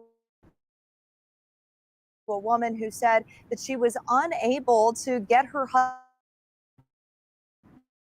husband out of jail, even though she had paid his bond. Okay. All right. Before we get into that,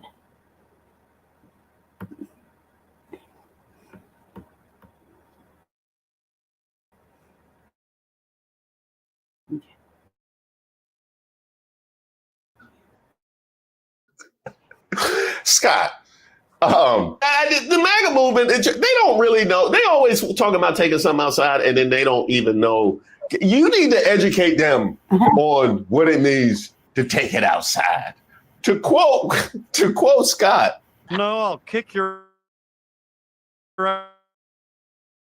ass up one side of the street and down the other.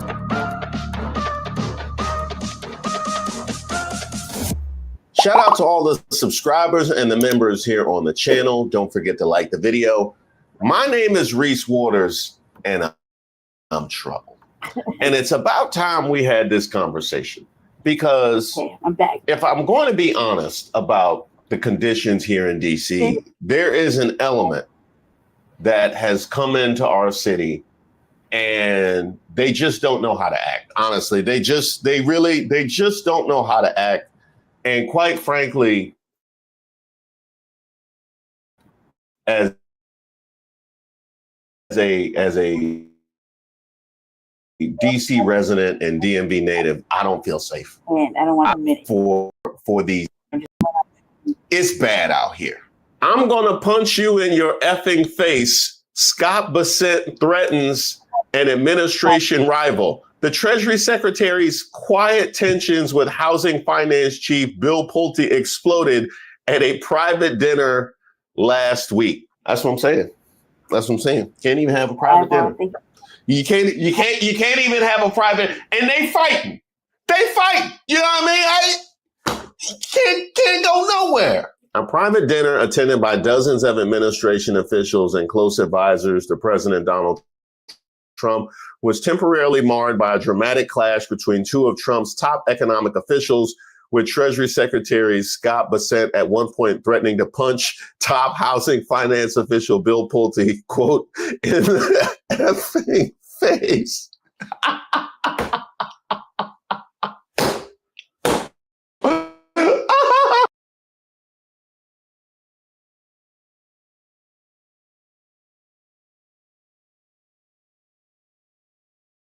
Claims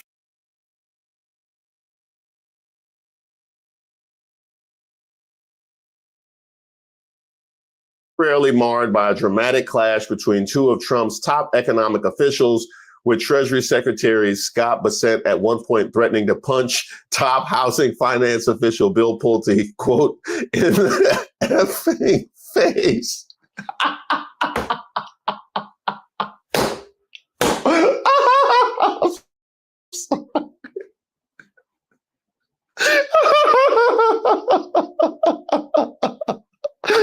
Did he say it just like that? Did Scott go to an HBCU?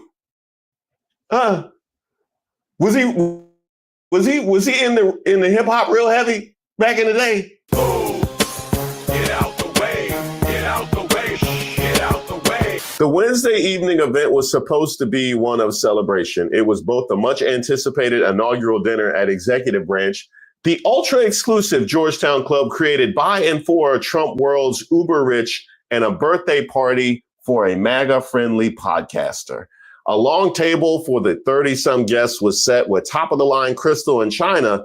The guest list included Transportation Secretary Sean Duffy, Commerce Secretary Howard Lutnick, Interior Secretary Doug Burgum, Agriculture Secretary Brooke Rollins, Director of National Intelligence Tulsi Gabbard, SBA Administrator Kelly Loeffler, Medicare and Medicaid Chief Dr. Oz, plus venture capitalist David Sachs.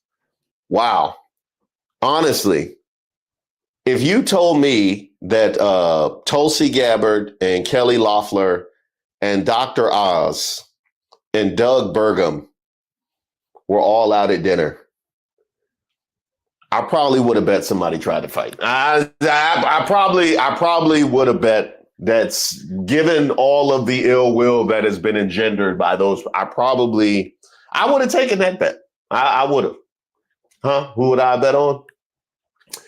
Ooh, Gabbard. But amid the cocktail hour din, Bessent lashed out at Pulte in an expletive-laden diatribe. The Treasury Secretary had heard from several people that the Federal Housing Finance Agency director had been bad-mouthing him to Trump. A person close to him said he wasn't about to engage in chit-chat as if nothing was amiss.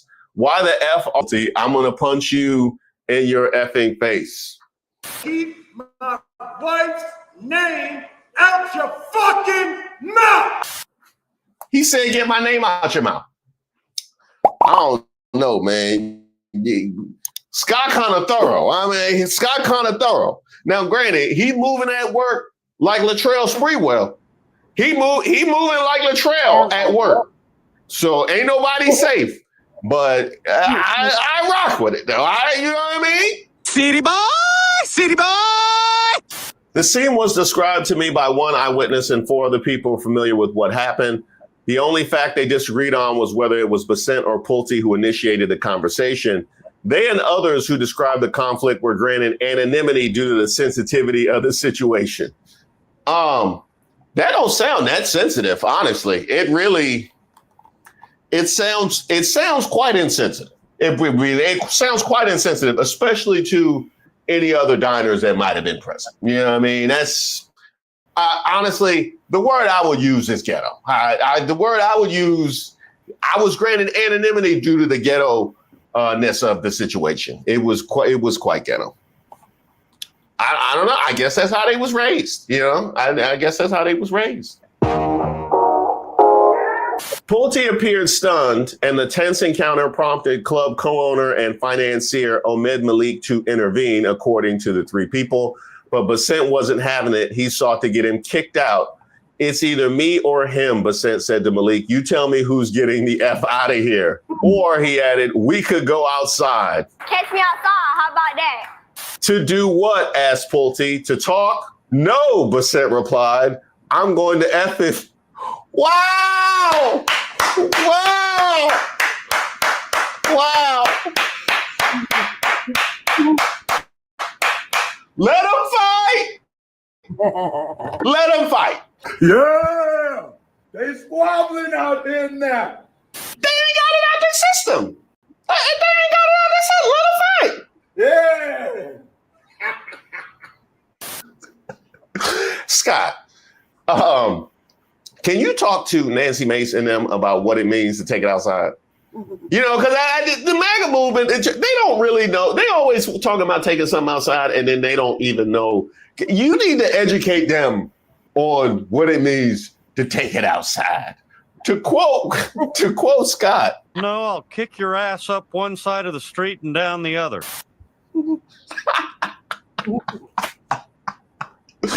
Oh, man. Hey, Scott, he got that from us. He did. He got that from us. You know. Huh? Were their fathers in the home? Not in Pulte's, so he would have known what that meant. Seeking to de-escalate the situation, Malik separated the men, walking Bessent to another part of the club to calm down. During the seated dinner, Bessent and Pulte were placed on opposite ends of the table, and the party went off without further episodes.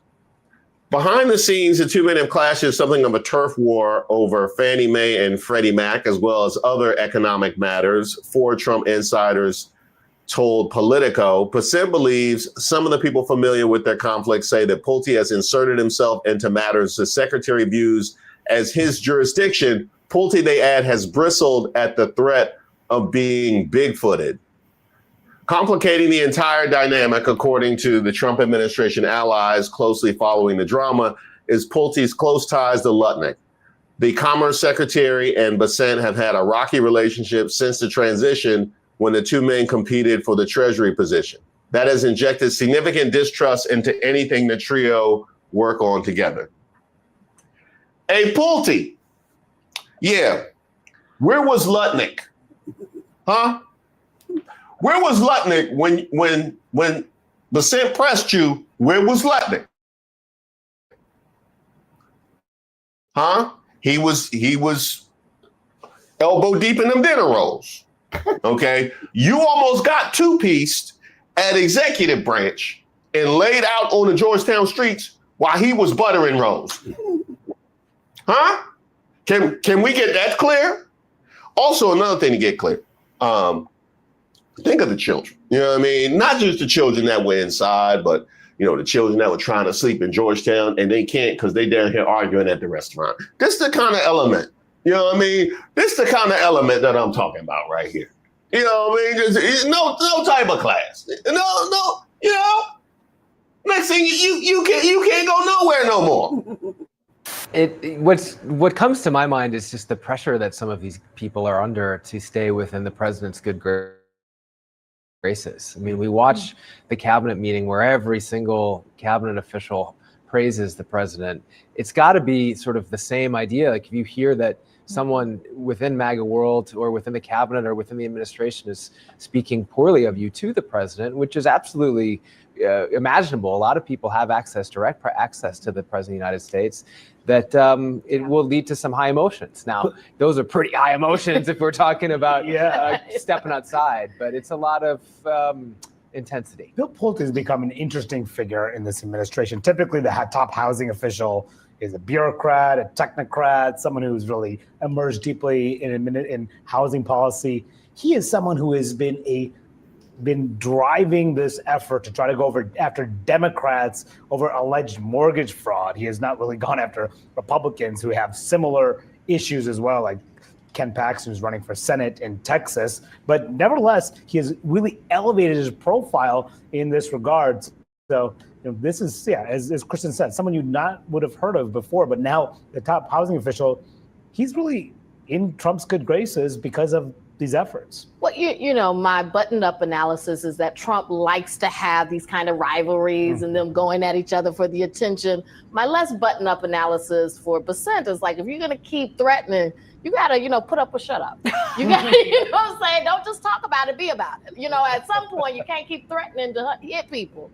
You're going to have to back it up. That's my less buttoned-up analysis. Nah, don't do that. Nah, don't do that. Nah, don't. Hey, Scott, I'm not with her. I'm not with her. I'm not with that at all. Out here threatening Debo. Hey, that's Debo right there. You out here threatening Debo. At some point, you got to put hands on. You think he won't? You think he won't? He the same dude who ran Elon Musk out. Scott Bessent addresses explosive WWE clash with Elon Musk and West Wing, and if he gave him a black eye. Treasury Secretary Scott Bessent has addressed reports that he had an explosive argument with Elon Musk in the West Wing earlier this year and responded to rumors he gave a black eye to the world's richest man. Bessent clashed with Musk in April over choices for the next acting leader of the IRS. According to The Atlantic and subsequent media reports, the pair reportedly traded jabs and fired off expletives near the Oval Office. One witness described the fight as two billionaire middle-aged men thinking it was WWE in the hall of the West Wing. MAGA ally Steve Bannon even told the Washington Post the pair exchanged blows. Musk rammed his shoulder in Bessent's ribcage like a rugby player, and Bessent hit him back, Bannon recounted. Multiple people then intervened to break up the fight, the pair reported. Weeks later, Musk arrived at the White House with a black eye. He out here. Wow. Is he abusing staff? Is he? I told her don't threaten him. And, you know what I mean? I told her don't threaten him. Next thing you know, you got people standing in the Oval Office with a black eye swaying like they off the dog food. You know what I mean? That's what happens when you press Scott Bessent. What? Elon Musk? Elon Musk commented? He better not. Elon Musk could have let go of the Politico article that detailed how Trump's Treasury Secretary Scott Bessent blasted a Trump official, threatening to punch him in the face. He shared the article with a which has now set the internet on fire, as the last person known to have a physical brawl with Bessent was apparently Elon Musk. That's all he said. Yeah, he knew better. He knew better. He knew better. If he would have posted 2 words, Scott would have came and saw him. You know what I mean? That's what I think. That's why, Scott would have came and saw him. He was like, you. That's what I thought, Elon Musk. That's what I thought. As far as you, Bill Pulte, you got enough to worry about outside of Scott Bessent. This tip came from where? Well, you have to understand, of course, as part of a federal investigation, I'm not going to explain our sources and methods, where we get tips from, who are whistleblowers. This is exactly why you have whistleblower protections. This is exactly why you don't intimidate people who are your sources, who give you information. So it would be reckless for me to do that. No, but this goes to the political weaponization issue, because if, for example, the tip came from inside the administration, or came from even inside your agency with somebody who works for you, who decided, you know what, I looked through this and I need you to look into this, then that creates the perception issue. So again, you can have, I think you can hold both ideas in your head, but I'm trying to actually, to some degree, help you explain to the public that one component part of the political weaponization issue. Well, I don't need you to help me explain things, Andrew. It's very clear. This lady signed these documents or she didn't. She committed mortgage fraud or she didn't. And why are we making excuses for somebody who's supposed to be, I think, the most sophisticated person, one of the most sophisticated people in the entire world? And somehow you and Steve Leisman and all these people aren't asking Powell, why are you allowing this at this prestigious institution? Now I get why Scott was mad. Now I get why Scott was. Hey, if I'm on the jury, not guilty. You know what I mean? If I'm on the jury, now I get exactly why Scott Bessent was mad. This man talking about whistleblower protections. You know, like the purges that they doing all over. Yeah, all over the you like all that, like that kind of protections. That's what you mean. That kind of protections. Oh, and then said making excuses. Why are we making excuses for who's supposed to be one of the most sophisticated? Oh, we don't make excuses? Is that where you want to go? Bill Pulte, is that where you want to go? About not making excuses for anybody? You sure? Donald Trump wants you to believe that his administration is being tough on crime, that is one of their big pursuits. And if there is one crime that the Trump administration says it absolutely will not tolerate, one crime that they will go to the ends of the earth to prosecute, it's this one. My main focus is on getting rid of mortgage fraud and finding mortgage fraud no matter who commits it. Democrats, Republicans, it doesn't matter. If it's a Republican who's committing mortgage fraud, we're going to look at it. If it's a Democrat, we're going to look at it. It doesn't matter whether you're a Republican or Democrat or a Fed governor or somebody who mans a convenience store. If you commit mortgage fraud, you need to be held accountable, period. All right. That guy's talking tough. That was Trump's director of the Federal Housing Finance Authority, Bill Pulte, saying that this administration is laser focused on prosecuting mortgage fraud, no matter who commits it. But here's the thing. So far, all of the people who Bill Pulte has accused of mortgage fraud have one thing in common. They're all people that the president considers his enemies. In April, Bill Pulte asked the Justice Department to investigate New York's Democratic Attorney General, Letitia James, to the Department of Justice for alleged mortgage fraud. In May, Bill Pulte asked the Justice Department to investigate another Democrat, Senator Adam Schiff, for alleged mortgage fraud. Earlier this month, he did it again, this time alleging that Federal Reserve Board Governor Lisa Cook committed mortgage fraud. Trump then used those claims as a pretext to fire Lisa Cook from the Federal Reserve. And today, NBC News reports that the Department of Justice has officially opened a criminal investigation into Lisa Cook. None of those officials have admitted any wrongdoing, and both Lisa Cook and Letitia James have suggested that the allegations against them are the result of a clerical error. But Bill Pulte says that doesn't matter.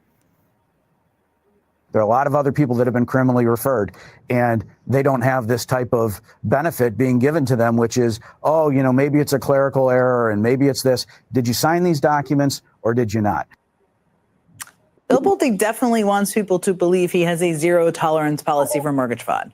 But watch what happens when Bill Pulte was asked about credible allegations that Texas's pro-Trump Republican Attorney General committed this same type of mortgage fraud. Ken Paxton, Texas Attorney General, running for U.S. Senator, the U.S. Senate, there's at least, it looks like 3 examples, working examples right now of what could be described as alleged mortgage fraud. Is that something you're looking at?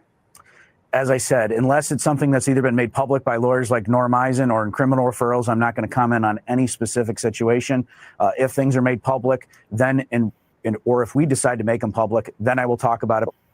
Now, I talked about the absurdity of this double standard previously when I documented all the war on Black women specifically from this administration, and shout out to including Letitia James in there as well. As far as Ken Paxton is concerned, why don't we ask his wife? Yeah, ask his wife. Tell her it's for biblical reasons. Yeah, we got biblical reasons to ask about the Morgan situation. Oh, it's his ex-wife. This is nasty, egregious work. But in the days since I posted that video, this whole double standard has gotten a whole lot worse. Okay, so Bill Pulte is happy to talk about alleged mortgage fraud by Democrats, but he can't talk about mortgage fraud allegations against Republicans, not unless it's, quote, made public or if we decide to make it public. Now, set aside how much that last part seems to contradict everything he just said. The allegations against Ken Paxton have already been made public. I mean, a simple Google search of Ken Paxton and mortgage fraud pulls up quite an array of articles from a range of national and local outlets who have been reporting on Paxton's mortgages for months. Paxton's Republican primary opponent, John Cornyn, has even started running attack ads all about Ken Paxton's mortgage problem. And Ken Paxton isn't even the only Republican that Bill Pulte seems to be ignoring. Today, ProPublica reports that not 1, not 2, but 3 separate Trump cabinet members appear to have committed this same type of mortgage fraud. Trump's Labor Secretary, Lori Chavez DeRemer, his EPA Administrator, Lee Zeldin, and his Transportation Secretary, Sean Duffy, all have mortgages on more than one home, which they claim as their primary residence. Oops. Oops. Yeah, that's an oops right there. That's an oops right there. And by the way, Bill Pulte, Sean Duffy was there, wasn't he? Wasn't Sean Duffy there? While Scott Bessent was pressing you, threatening to give you a 2-piece right to the grill, and he didn't intervene. When asked for comments, spokespeople for each of those officials suggested they had done nothing wrong. A spokesperson for EPA Administrator Zeldin said that every I was dotted and T was crossed. That's true. And a spokesperson for Sean Duffy said that the bank, not the secretary, determined and classified both mortgages as primary residence, which is the same explanation, by the way, that Senator Adam Schiff's team said. And maybe that's true. I mean, look, maybe the bank screwed up the documents. Maybe these were all innocent mistakes. That happens. But remind me again, what is this administration's policy on innocent mistakes? There are a lot of other people that have been criminally referred, and they don't have this type of benefit being given to them, which is, oh, maybe it's a clerical error and maybe it's this. Did you sign these documents or did you not? I will note that none of those 3 cabinet officials denied signing their allegedly fraudulent mortgage documents. But let's be real. Going after mortgage fraud isn't really Bill Pulte's goal at all. It doesn't matter how much he wants to be the crusader of that on television. His goal is to ingratiate himself with Trump by going after Trump's enemies. And that double standard is getting more and more obvious by the day. Y'all want some more? Huh? Y'all want some more? How about your fealty to Trump being so shameless as to try and indict people for behavior that your own family members are engaged in? Ooh, boy. Bill Pulte accused Fed Governor Lisa Cook of fraud. His relatives filed housing claims similar to hers.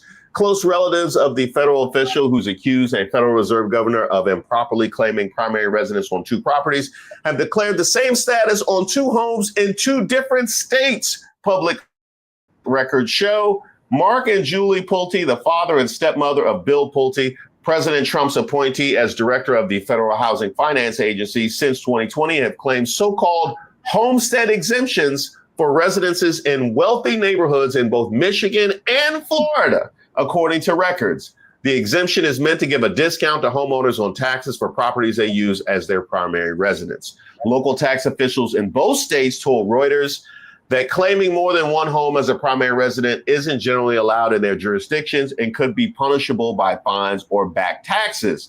After Reuters contacted tax officials in Bloomfield Township, Michigan, to inquire about the dual claims, Darren Kratz, director of assessing, on Thursday said the township, as of today, would revoke the exemption on the Pulte's residence there.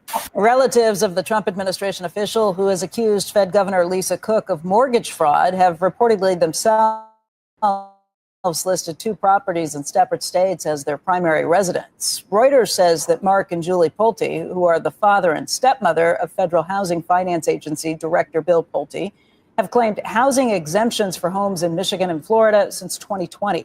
That could save them thousands of dollars a year. Last week, ProPublica reported that at least 3 of the president's cabinet members call multiple homes their primary residences on mortgages. You know, I think Mark Pulte gonna have to go see Bill. You know, he gonna have to go see him. You know what I mean? He gonna have to hit him with that Scott Bessent. He gonna have to hit him with that Scott Bessent and go outside and have a conversation and clear all of that up. And it makes perfect sense. Hey, Scott, you don't need. We good. You don't need no more justification for me. No, we good, Scott. This makes perfect sense. But let's also not let it go unaddressed just how low the bar is for this level of partisan abuse of our government. You don't just have right-wing officials in Ken Paxton that actually have cases that have been built sitting on your desk that you're not moving on. You have people actively in the administration and the family of the man who's giving voice to all of this while they pursue this. The bar could not get any lower for just how blatant and transparent this is. Yet, as of me recording this video, the shamelessness and obviousness of all of this hasn't been sufficient to stop it. That is where we are. And honestly, if that don't make you want to fight, I don't know what will. I know, Scott. I know. I absolutely know. And by the way, in that regard, who is it? Who's going to send National Guard in to clean up after these MAGAs? That's what I want to know. Huh? Who going to send them to clean up after these? Because the street's not safe when they go out to dinner, honestly. The street's not safe. That's one thing I do before I go out myself. I go and look and see where the MAGA's at and make sure I stay clear because it's not. Don't be outside when Scott come out there. Thank you guys so much for watching the video. Now, there's not a lot that we can count on these days. There's death, taxes, and the Cowboys being trash. Y'all are trash. And I mean this from the bottom of my heart. Y'all are trash. And I mean trash. But one of the other things you can count on is my Tuesday lives. They started on Tuesday nights, and then we went to the afternoon, and then they went back to nights. And wow, I really have been. I've been out here tacoing like Trump. I have all the commitment of a new ICE recruit. Well, here's the thing. There's so much that's happening in the afternoons. I find that's probably a good time for me to do my lives, and I can give some more immediate reactions. There'll be some polls that'll go up on the community tab, so be on the lookout for that. Also be on the lookout, especially while you're in the comments, for imposters. I mean, really, these imposters and these scam artists love my content more than I do. Honestly, they be there more than Miss Ray. We have been hoodwinked, bamboozled, led astray, run amok. Scammers love my content like X loves racism. Finger licking good special. That's what I'm talking about. All right, Kelly.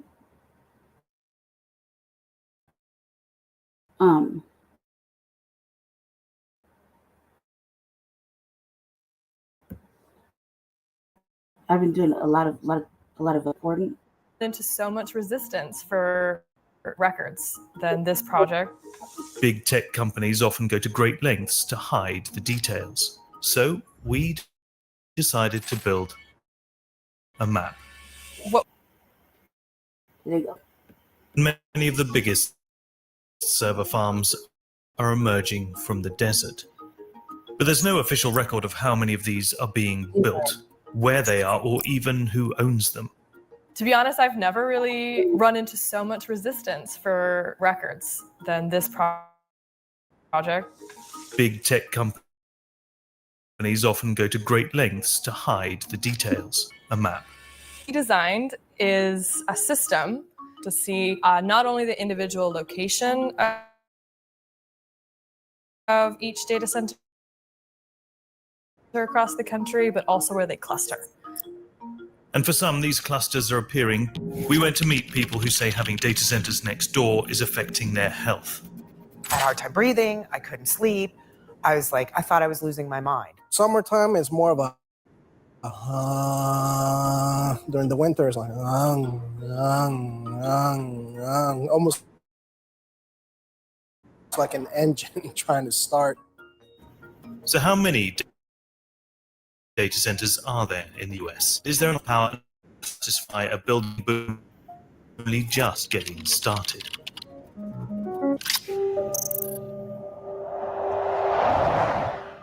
Where I am standing now is at the middle of the data center capital of the world. This is Loudoun County, Virginia, otherwise known as Data Center Alley. And it may not look like much from down here, but just take a look from up above. These are Amazon data centers. Zoom out and you can see tech companies tend to build data centers in clusters, where there is a reliable power supply, access to enough water, as well as tax breaks and affordable land. But of course, these tend to also be places where lots of people already live, like Santa Clara County, California, or the most heavily populated part of Arizona, Maricopa County. And of course, here in Northern Virginia, the most densely populated part of the Washington, D.C. metro area, and one of the largest and fastest growing residential areas in the US.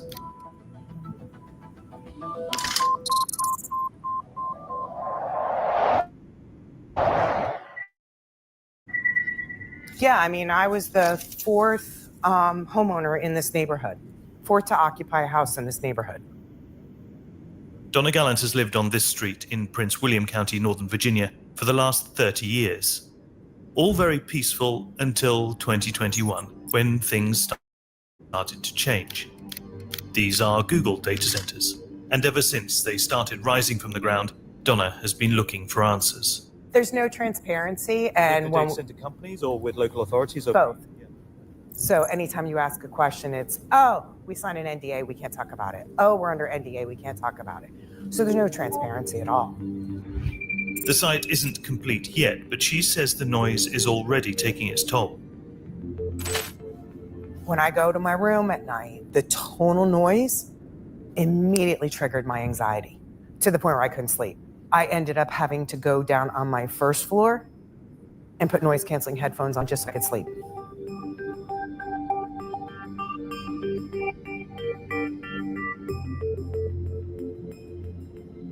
But for Donna and her neighbors, this is just the start.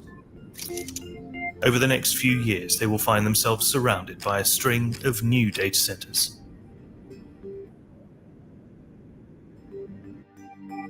That's going to from this road here all the way and around my neighborhood. That's where the data center is going to go. And be 75 feet tall, dead smack in the middle of a neighborhood. Zoom out a little more and you can see this plot of land.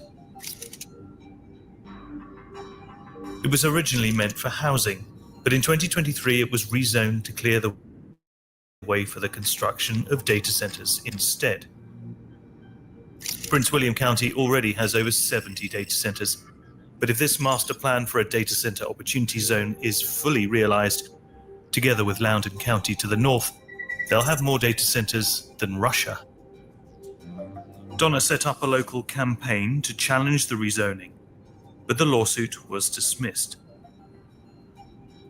Yeah, it's heart-wrenching. It's heart-wrenching. Do I have ill feelings towards the data center industry for that? Yes, I do. I think we all need it. It's the way the world is going. But do I think dropping it next to people's homes is the right answer? No. There is single regulator to ask, or government agency to FOIA. So, it's been really tricky to kind of get these records because the companies don't want to disclose all of that information. By tricky, we mean redacted records and requests denied on the grounds of trade secrets.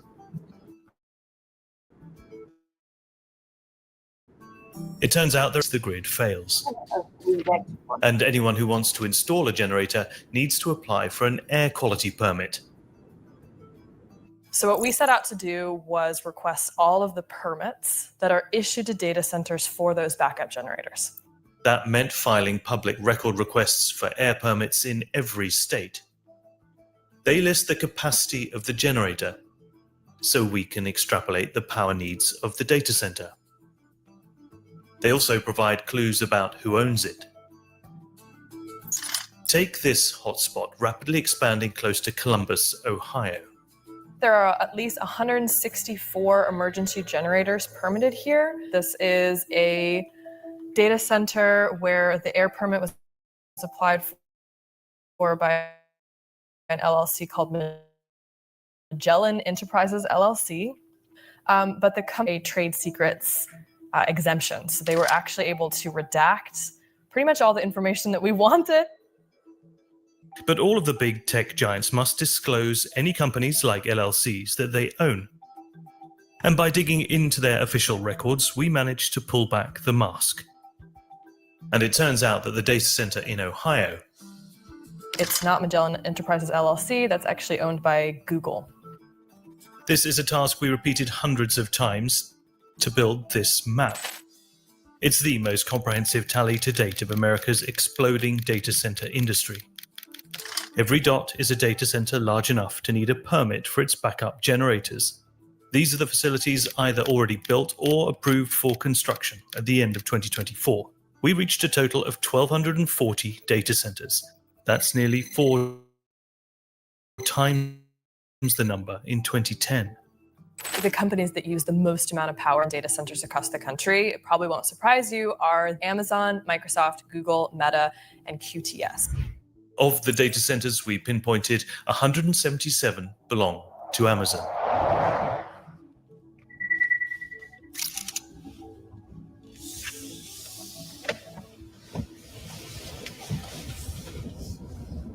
And we've just passed the huge Amazon data centers behind us, and already we're straight into a residential area.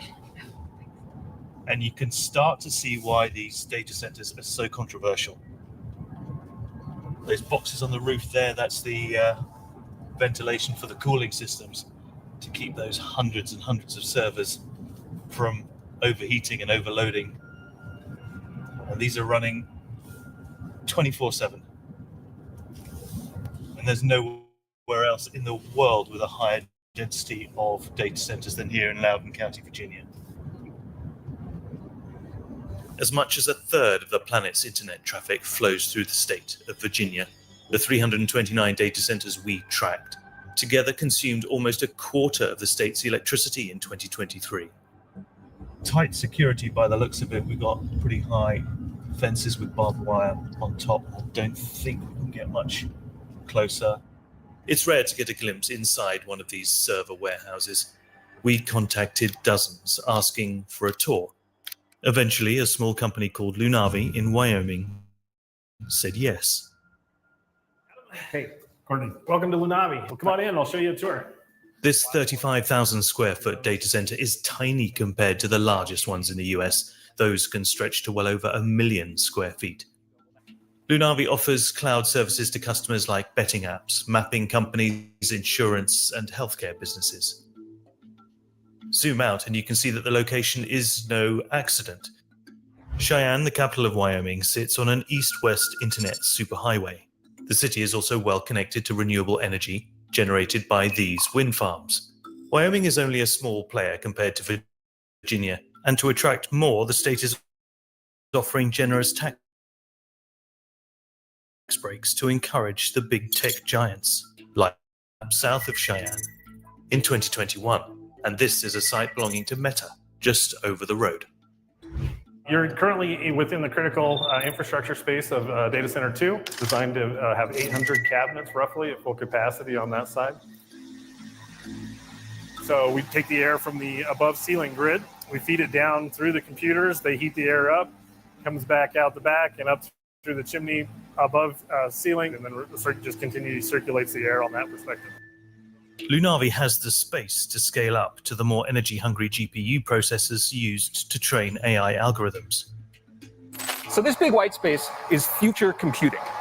The cabinets in this facility now have a capacity of something like 5 to 10 kW. If they want to build the ones that are going to do AI with graphic processing units, GPUs, that'll go up to something like 70 to 100 kW. GPUs do need more power, but they can complete more tasks than a regular processing chip and in less time. The lower ambient temperatures in the high plains of Wyoming mean data centers use less energy and water to cool themselves. Lunavi say they use around 500,000 gallons of water a month when at full capacity. That's roughly the amount of water used by 200 people. The nice, cool ambient air temperatures allow us to maintain a low PUE, which is a power usage efficiency, which then allows us to just be a lower cost center for our customers and pass those savings on. But this area has been plagued by droughts. So farmers are watching the data center campuses emerging to the south of Cheyenne and getting nervous. This is a story unfolding not just in Wyoming and in Virginia, but across the country. The average American holds hundreds of gigabytes of data in the cloud. Big tech companies, the healthcare and finance sectors, governments, of course, hold much more. We're talking zettabytes of data being stored, processed, and retrieved every day. 1 zettabyte is 1 trillion gigabytes. Of course, none of this lives up in the clouds. It's stored in large warehouses on the ground. This graph shows the explosion of data centers in the US in just the last 20 years. From above, just little white boxes, but remove the roof and you can see what all the fuss is about. Rows of computer servers performing calculations, training AI models, or storing data. Your social media accounts, photos, and videos live in a place like this. All these machines need power, a lot of it. So do the building's cooling systems and water pumps. The largest data centers can consume over 2 terawatt-hours of electricity a year, enough to power 200,000 homes. And just in case the power cuts out, data centers have backup batteries, as well as those diesel generators that they need permits for. The byproduct of all that energy use is heat. In many data centers, massive cooling systems suck out hot air and pass it through air conditioning units in a continuous loop. The most common type uses chilled water to absorb heat and release it from a cooling tower. The cooling systems and fans emit a constant drone. The noise level is generally below the limits permitted for industrial zones close to residential areas, but these were never designed with the 24/7 drone of modern data centers in mind. Listen to this, the ambient sound of Dulles Town Center in Northern Virginia, recorded on a phone.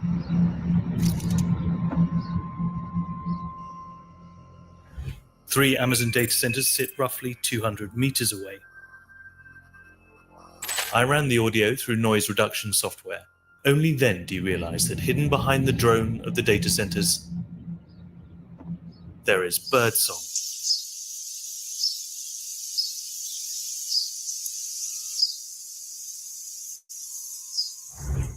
About 20 miles south in Manassas, Virginia, Carlos Yanis measures the noise from his local Amazon data centers. Again, it's pretty much what we were experiencing. And that's just from your deck out there? That's from the deck. So what sort of reading are we getting? So right now it's stabilizing, but of course we're talking. He does this twice a day, usually in the evening, and logs his readings with a local residents group. This has been his routine for the last few years. It's not something that you just hear, it's something that you just feel, and enough to the point when it's really, really strong, you can even hear the windows vibrate. He spent $20,000 on insulation and replacing all the upstairs windows. Still, the sound and the feeling of the constant hum keep him from sleeping. I'm getting bombarded each and every night. And again, I can feel it. Even if I touch the wall, you could feel the vibrations on the wall. The American Public Health Association says chronic noise exposure can lead to serious health problems like cardiovascular disease or increased stress. Carlos's son started having nightmares. Recently, with my kid, he's 7 years old.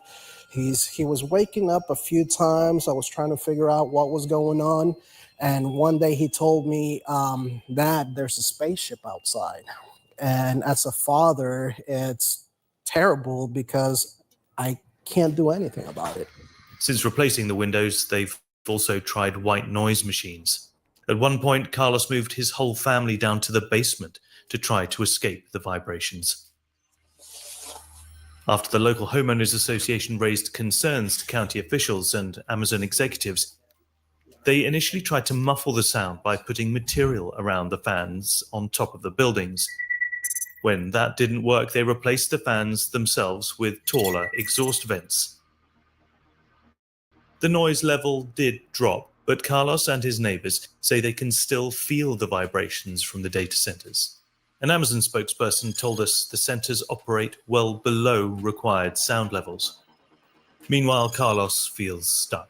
He's worried that the data centers will reduce the value of his home, and he'll never recoup the money he spent on it, even if he decides to move. And it's not just Amazon to the north. This is what the neighborhood has coming down the line in the years to come. I'm not against technology. I'm not against growth. I'm not against what data centers can chip in to the counties themselves.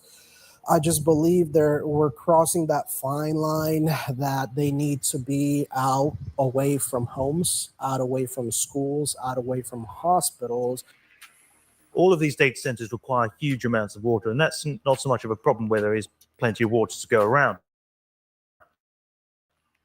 But in places of drought and water stress, like Phoenix in Arizona, where my colleague Dakin went, there it's a completely different situation. This is a proposed site for a new data center here in the southwest of Arizona. From what I understand, the only way they're going to get water here is drill into the ground and use groundwater. As the Colorado River makes its way south from the Rockies, its precious water is siphoned off for agriculture, industry, and housing. Since 2000, river flow has shrunk by 20%. So by the time it reaches Arizona, every drop counts. These maps show how extreme drought has gripped the state since 2000. Zoom out and you can see the entire southwest is drying up. And then, if we overlay the map we've built, you can see the mega-thirsty data centers moving in. This Microsoft data center was built in 2019, and over the last 3 years, one has become 5. Directly across the street is the new Microsoft data center that's being installed. Some of these data centers on the outskirts of town are really farmland that's being plowed under for the purposes of the data center. And as you can see from the air permit documents we requested from the Maricopa County Air Quality Department, this cluster is likely to be huge. We're looking at a total of 280 generators at this facility, so it's a huge amount for a combined capacity of almost 800,000 kilowatts. It's located in an area of extreme water stress, And also we can see that the major basin that it's drawing most of its water is coming from the Colorado River. Documents show that Microsoft planned for each of these buildings to use 1 million gallons of water a day, a total of 1.83 billion gallons a year. That's enough water for roughly 61,000 Americans, or a city the size of Santa Cruz, California. All this in a desert-like climate that is getting hotter and drier every year. And what we found is that up to 43% of data centers, and this is our largest data centers, are located in areas of high or extremely high water stress. And that's really shocking because data centers require a huge amount of drinking water to be able to cool their servers. You heard right, hundreds of thousands of gallons of drinking water. More than half of Microsoft's and nearly half of Amazon's data centers are in high water scarcity areas. In many cases, big tech companies have flocked to the desert to take advantage of a string of generous handouts, including tax breaks, affordable land, and cheap electricity. But trying to find out how much water these data centers need has been difficult. A number of these permits, companies apply for what's called a trade secret exemption, but we've been excited to get around 50 records that really show the granular utility metered water use of some of the largest data centers in the country. Take this example, a Google data center campus in Midlothian, Texas. Records show it used 160 million gallons of water in 2023, about the same as a small power plant. And this Kyndryl data center outside Boulder, Colorado, used 84.5 million gallons of water that same year. As this map shows, droughts are common here too. In Arizona, water is tightly regulated, whether it comes from the Colorado River or is pumped from underground near population centers. But each smaller municipality can decide how it uses its water allocation, and in many parts of the state, there's little to stop companies from sinking their own wells. The big players, Microsoft, Google, Amazon, and Meta, have pledged to be water positive by 2030, meaning they would restore or save more water than they use. But this is only possible via an elaborate system of water credits, or offsetting. Basically paying other people to save water or mitigate water pollution on their behalf. Another big player is QTS, a supplier of data centers where businesses can rent space for their IT infrastructure. According to our count, the company has 34 data centers in the US. QTS say they are investing heavily in water-saving technologies.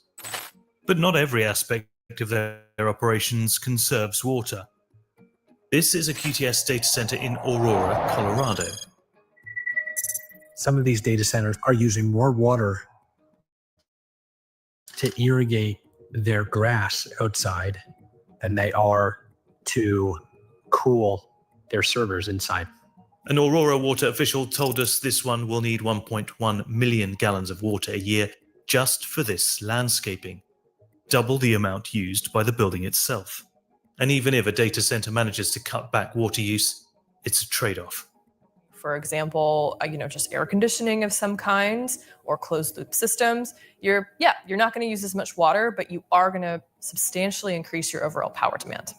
So it's kind of this balancing act where there's no real win here in terms of how resource intensive these data centers can be. If you add up all the power needs of the 1,200 plus data centers we tracked, together they could soon consume more than Poland did in 2023. Data centers, particularly driven by AI, could use as much as 600 terawatt hours of power by 2028. I mean, it's a magnitude that we've never really seen across the country before. It's really startling. As states race to fuel the AI boom, some are reversing their green energy promises and turning back to power from coal and natural gas. In Nebraska, the two largest electricity utility companies committed several years ago to net zero emissions from electricity generation by 2050. But just this single metadata campus in Springfield, Nebraska, could use as much power in a year as 400,000 homes. One of the state's largest public utilities voted to postpone closing down 2 coal-fired power plants here in Omaha. This image, created using satellite data in June 2023, shows a plume of CO2 emissions released from the North Omaha Station facility at an estimated rate of 300,000 kilograms per hour. And in 2025, the utility decided to build 2 new natural gas plants, all to meet spikes in electricity demand, mainly driven by data centers. And let's not forget the thousands of backup generators we tracked, which, even if they run for just a few hours a month, spew harmful pollutants into the air. That means that utility providers are either abandoning their commitments or significantly stalling their commitments to move away from fossil fuel. They're not going towards renewable energy sources such as solar or wind, for example, because those resources right now can't sustain the massive power consumption demand. Big data center developers have announced massive investments in renewable projects like solar plants, wind farms, or nuclear power. For example, in Pennsylvania, Microsoft has struck a deal to buy power from the notorious 3 Mile Island nuclear power plant when it reopens in 2027. The plant suffered a partial meltdown in 1979. But just like with the water credits, big tech companies are also looking to offset their carbon footprint by paying others to deliver renewable energy to the grid on their behalf. The big question is, can the already fragile and fragmented grid support it? And if massive infrastructure upgrades are needed, who picks up the tab? Amazon, Microsoft, and Google told Business Insider they were committed to paying their full share for upgrades to grid infrastructure, like high-voltage power lines. But there's plenty of evidence pointing to the fact that costs are already being passed on to customers. In Virginia, Dominion Energy disclosed that it would need to roughly double its electricity generation by 2039, mainly to meet demand from data centers and electric vehicles. The expansion could cost up to $103 billion, increasing residential electricity bills by as much as 50%. Despite the burden on the grid and on water supplies, some states are doing all they can to attract data centers into their backyards. Many regions simply don't want to miss out on the AI boom or the kudos of having a big tech employer on their doorstep. So far, though, the promise of large numbers of jobs has not materialized. A Business Insider analysis found that even the largest data centers employ fewer than 150 permanent workers, and some have as few as 25. But the tax breaks keep on coming. What we found is that massive corporations are benefiting from various taxes in different states for their data centers. We tracked 37 states offering tax incentive programs to data centers, like zero tax on building materials, machinery, or equipment, but also preferential rates on water and electricity. In Virginia, 56 data center projects received tax savings of almost $1 billion in the 2023 fiscal year alone. Take a look at these data centers in New Albany, Ohio. In 2017, a little-known LLC called SideCat went to the city of New Albany in Ohio and said, we are going to build 2 gigantic data centers on about 300 acres of land. In return, could you please give us 100% property tax abatements for at least 15 years? And the county said, okay. By our estimate, SideCat LLC received at least $60 million in foregone taxes. And then, everybody found out that SideCat LLC is not a mom and pop data center company, but was Meta, the parent company of Facebook. The rollout of AI across industries, from social media to medical care, will accelerate data center construction. In 2025 alone, Meta planned to spend at least $64 billion on facilities and equipment, Google $75 billion, and Microsoft $80 billion. And the ultra-powerful computer chips driving the AI tools will consume more and more energy. The 2024 Department of Energy report estimates that their electricity use, driven by the AI boom, could soon require as much as 12% of total US electricity use. In 2023, it was just over 4%. For those like Donna living alongside these data farms, there are decisions to be made. I don't think a lot of my neighbors truly understand the severity of what's to come. And I'm hoping to be out before that happens. Breaks my heart, but I can only fight for so long. And then I'm going to wave the white flag and I'm going to pack up and I'm going to leave.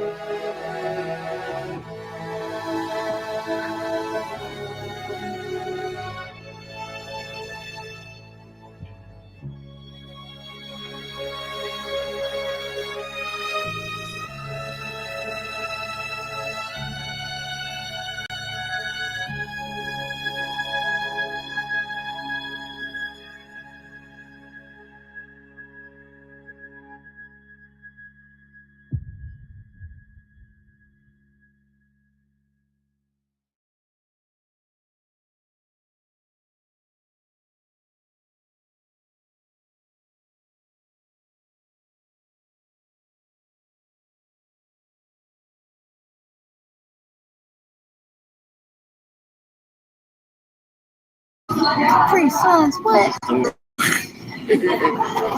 you sit up for a second so I can fix my hair? Shit's all wild. Yeah. Oh yeah, I bet you did enjoy it, fuckers. You're not supposed to enjoy dancing with fucking. Listen, you're supposed to enjoy dancing with white women. He barely doesn't even want to dance with me. I got a bag on the crib walk. I'm gonna beat his motherfucking ass, cause right now he's just like, I got the machete on me. He can get stabbed right here. There's all kind of security.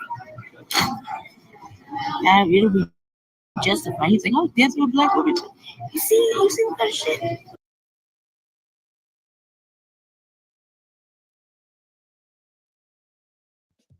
Next on deck with Tim Black. That raises a larger question. I mean, we have to stop demonizing each other. Exactly. Yeah. Now, I think most of that right now in our country's history is coming, from the right, coming from people who want to dominate. They want their point of view. Writing out slavery from history, that doesn't make it go away. Hey, man, I'm gonna go out on a limb here and say that While that shit. sometimes when you go away, it's best to stay gone. He probably felt his life in danger. I didn't mean it. To take a quote from a movie I loved, Pet Sematary. When Herman Monster, when he was telling the dude about the Pet Sematary. Yes, fuck. Pet Cemetery? There was a 2? What?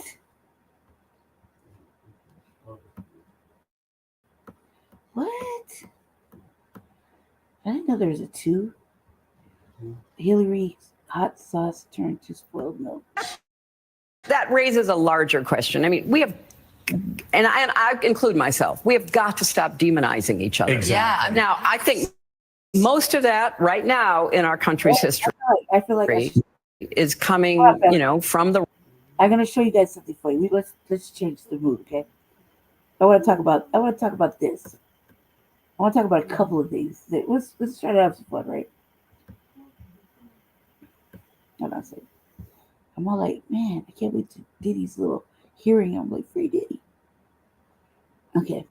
Ray J, man. Ray J. I guess this happened like a month or 2 ago. I don't know. It came up on my feed like last week. Had me rolling. I mean, I was fucking laughing. I was like, no way is he acting like this, right? That shit was funny as hell to me. It's funny as hell to me. I didn't know that it already happened. I think it was it Breeze that told me it happened like a month ago or something like that. I don't know why it just popped up on my shit. It was like new to you. I was okay because it's new to me. But it's funny as hell. That's why. Then like go.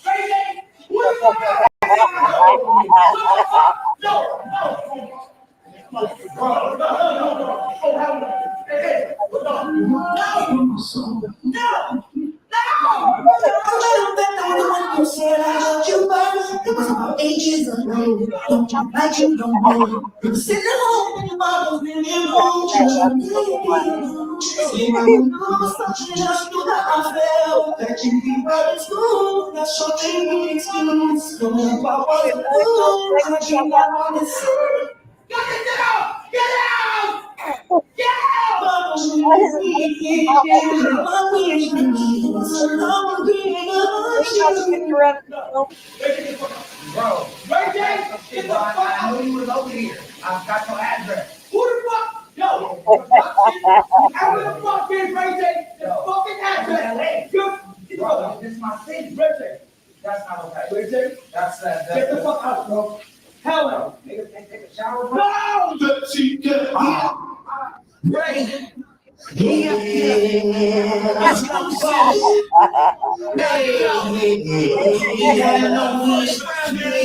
Sexy plan, just want my man. Bro, how you looking? Got a nigga like so hold that with me, I can all around the ways. This is your idea. This is your idea.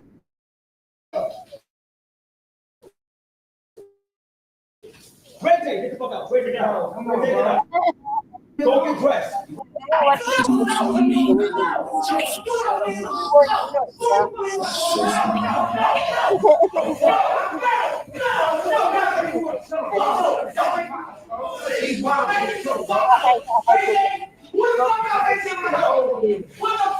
No.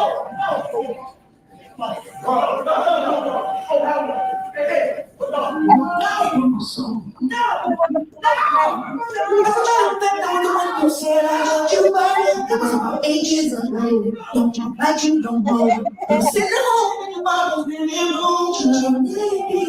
See my mom just do that I felt that you be right in school. That's your thing, excuse. Don't about what's a fool. I dream not on this. Get out! Get out! Get out!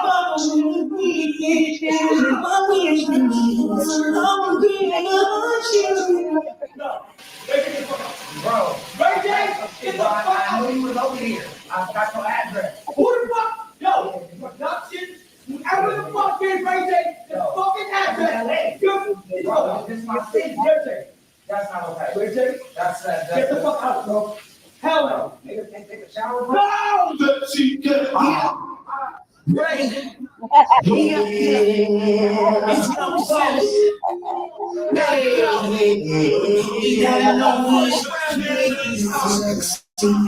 Just want my man. Bro, how you looking? Got a nigga like so hold that with me, go with the camera all around the ways.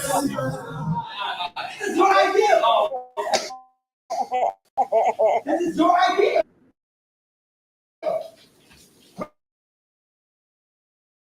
Ray J, get the fuck out. Ray J, get out. Come on, bro. Get dressed. Get dressed. Get just, get your life together, and come back in 30 minutes. Fuck no, get out. You rolled them up to the way. I've been watching Chief of War, bro. Jason Momoa. But at the end of the day, like, it's cool, bro. I told you, like, I don't know. You're going on here doing this. Oh, you want the showers and meeting speed? No, we're not doing it. You wild again? Like, what did I do, though? You wilding. What did I do? All I wanted to do was come in here and take a shower with you. No. Do I have no clothes? No. Who the got this nigga in the house? Oh, I crashed it. Why? Because I know you in LA, man. And I know everybody in LA. And I don't want to talk to the security that I know that let me in with these money, bro. Like, what I gotta do? You want me to leave? Yo, leave, get your life together real quick, and then I put on tone and everything. Okay, all right, my boy. Okay. All right, just go upstairs. Ray J? What else can I say? Like that. Yeah, come on. All the lip down there. Listen. Go get dressed and then come back upstairs. All right, thanks, man. All right. Stop tripping, like no, but you wild again. Nobody's fault, my nigga. I'm coming out here, nigga. I know that. You need a shower. Big ass shower. What's going on with you? Exactly. Ray J, out! Bro. I'm not worried, bro. Go. Go to the shower. Go find about the bed. Get a shower off. Brush your teeth, bro. Get your day ready. Come on, bro. That's not cool, man. Get your day ready, bro. Just come on, bro. It's all good. Oh, you know what? I'm never going to shower with you.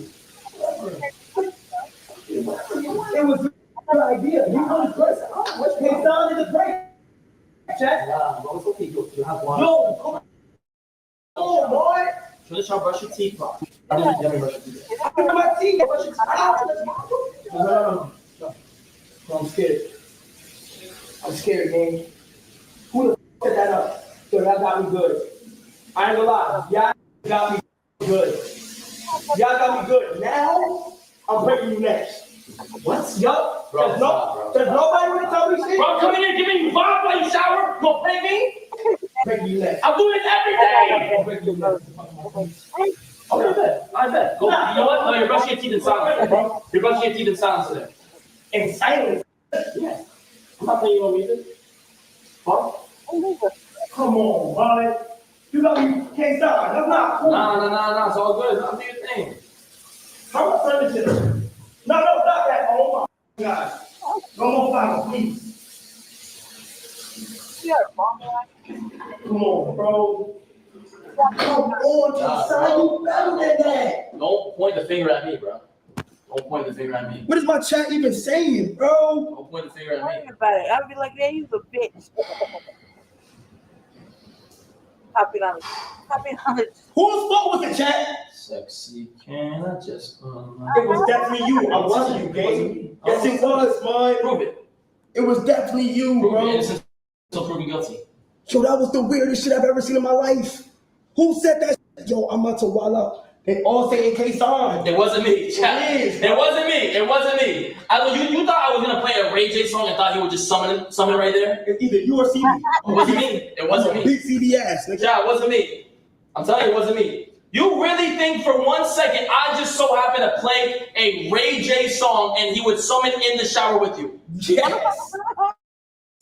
You think so? Yeah. You think I was thinking that far ahead? Yes. Really? Should I think that? Yes. It makes perfect sense. No. I think you know. Come on. What are they saying? They saying yes? Yes. They're saying yes. Why are they saying sus? What the check? So you wanna brush in silence or you gonna apologize? No, I'll brush in silence. I'm mad at you right now. Okay, no worries. Okay, so now I feel away now, okay, so okay, feel away.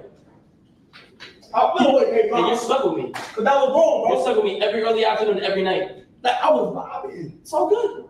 You know what? If you want to point the finger at me, it's all good. Just know I came to give you vibes while you shower every day, so you're good. And then you, but Jason, I played Ray J song when he came in. What do you want me to do? You think I would do that? I would treat him like a look at his face, bro. You might think I would not summon another man on your shower. It's okay. At least he was wearing shorts. It wasn't me. Yeah, it wasn't me. It was. Yeah, it wasn't me. I'm not guilty. I'm telling you, it was not me. Bro, I'm 30 years old. You think I'm gonna get another grown man to get a shower with you? I'm 30. Bro, ain't no way. Ain't no way. I also he played song and he was right there dressed. Crazy. That means it was premeditated. Do you know what a coincidence is? What? A coincidence. You know what that means? Yes. It was a coincidence. So you think, okay, so let me just straight. Yes. You're telling me, out of all this time, where Ray J kept going on people's shows saying, You want to take a shower with niggas? You're telling me you didn't see the perfect time for Mafia 9-3 to have this walk in the. We walked his ass. Yeah. Y'all remember? That in that motherfucking chat was like, Come on, crazy. I'm shocked myself. I saw these Black American. I couldn't believe what I was looking at. Was black. Come on, man. Yo, your back is a little wet, by the way. Oh, yeah, a towel? I got it, bro. Yeah. And I need tea. Production, please give me some tea, bro. That's, yo, I ain't gonna lie. I tell you that shit scared the, yo, that shit scared the fuck out of me. Sit down, bro. Sit your ass down. Lighting Sit down, bro. Ass up. How you doing, AJ? Thanks. Well, wow. I didn't put no lotion. Who takes on? It's okay. Who the idea was that? Well, you know, like I said last time, I'm like, yo, you know, Kai in the city, they showering. Like this time, whenever you got to the city, I had like an alert. So anywhere you went, I was gonna know you was because I had to. I had to go for mine, bro. You know, we read in the book, take your chances. I took one. Then I took the biggest one by like coming here and running in your shower, bro. That was ballsy, pause. I gotta do what I gotta. But why? I want to be a top streamer, bro. Yeah, but you think, hey, Kyle, let me pull up, bro. Let me pull up to the mother. Y'all not gonna let me pull up. So you want to come in with a bang? I call everybody. Nobody want to hang out with me. Nobody. Then Drewski took my post down when we did our thing back and it was gone. I'm like, yeah, but Drewski. No, Drewski, my nigga. And we did the Could Have Been Records. I did the vocal coaching. And then we had the promo. It had like 1 million views on the Instagram and then I looked again and it was gone. He deleted it. It scared me. I'm like, wow. Because I'm not a bad person. Damn, Drewski did that. After it was over, yeah, it was like a post. You know how a nigga pay you for a post? So you post it for 2 days and then after it's done, you take it down? Yeah. Yeah. It skinned me. Pause. And so, like, I can't even believe me and you talking at your stream. I thought I was gonna get kicked out and that was it, but I would have been good with that because I took the risk. You got to be a risk taker, and I took it. I love the coconut. Yo, this is I use this. Thank you. It's really Appreciate it. It's always good, right? It's really good, whether you take a shower or not. Yeah, but right, this gonna cover up the stain. Like, why the? You scared the out of me, bro. I'm sorry, bro. Real. You scared the. I was just watching it back, and it's haunting. It's scary to see. It is, and I don't know why. And I had on your glasses too. I found some of your glasses because they like those. I put your glasses and your hat on, bro. I feel so good and bad about it.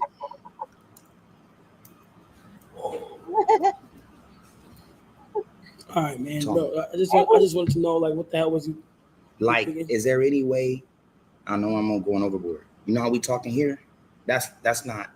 I came here to talk in the shower. Like, you know how you and I show Speed was in the shower? Yeah. We both had clothes on. Y'all was interviewing in there. No, it was different. What was different? It was different. It was a whole other shower head and a whole other shower head, and it was completely distanced. It was a complete distance. You got a bathtub and 2 showers and 3 toilets in one room. Now that you know I'm here, bro, I think we should redo it. Hey, yo! Hey, yo! No more that. No more. Y'all got the prank on me. Y'all got the prank on me, bro. No more of that. Okay. You see, I'm a good person. Ray! What's up, bro? My other Ray, bro. My business partner at Raycon was named Ray Lee. Both of y'all are Ray. You see what you just did? I took a shower. Well, no. What about my book? Okay, Sit sit down. down. I see a film before. That shit tough. What?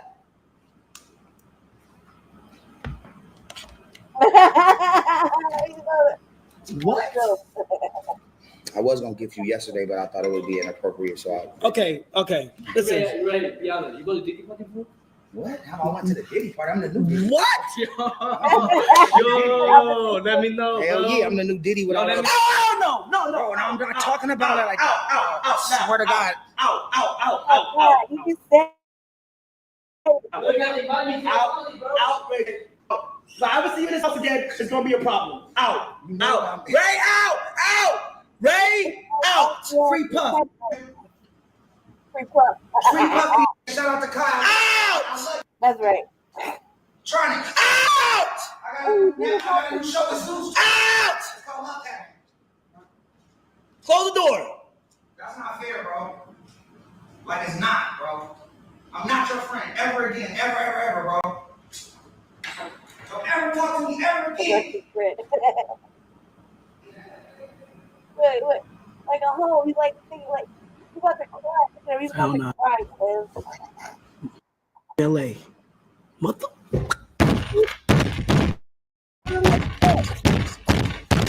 I would look at him like that. He's a bitch.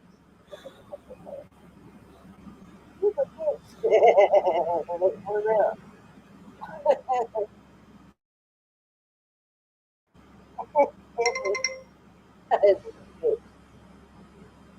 Straight hoe. Look at how you react. You got the fresh look.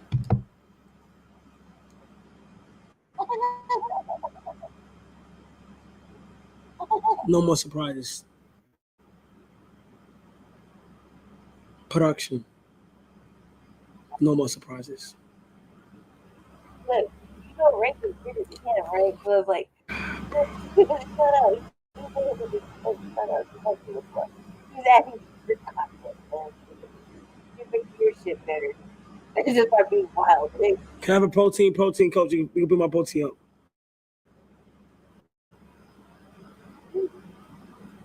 Please. Oh, he's about to cry. Look at him. Please. Okay. Wow. I'm glad we checked this out because he was black. Oh man, I was in that comment section, like talking all kinds of shit. But man, when my brother, our brother got over there, my brother. Oh my God. I think he had to apologize for this. Chat. We didn't let it go. We drugged his ass. Chat. Too many people text me right now. Way too much people text me right now, bro. Oh. You know, asking shit. Most y'all don't cry like a bitch. Oh my God.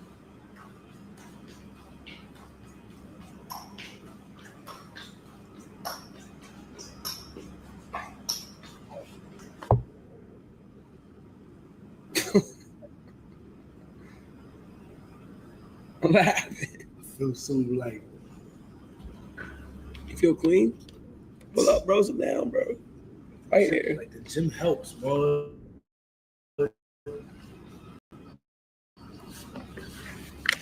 Chat.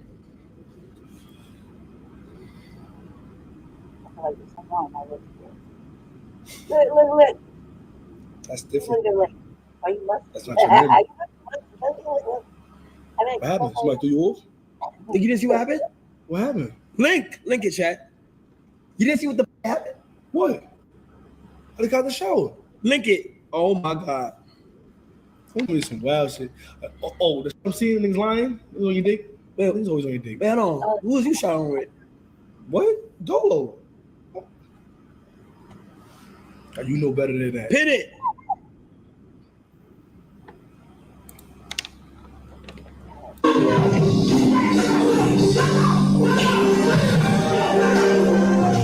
What the fuck?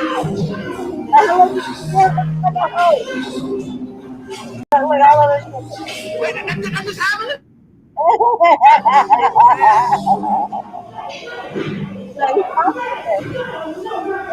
Who's raging?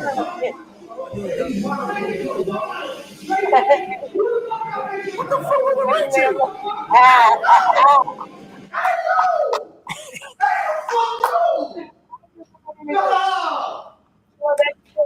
No, Ray!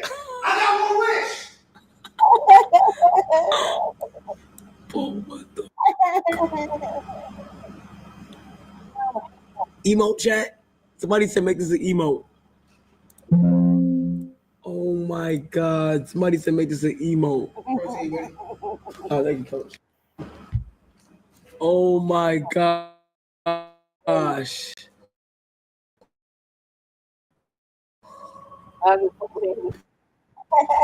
Bro, this is the biggest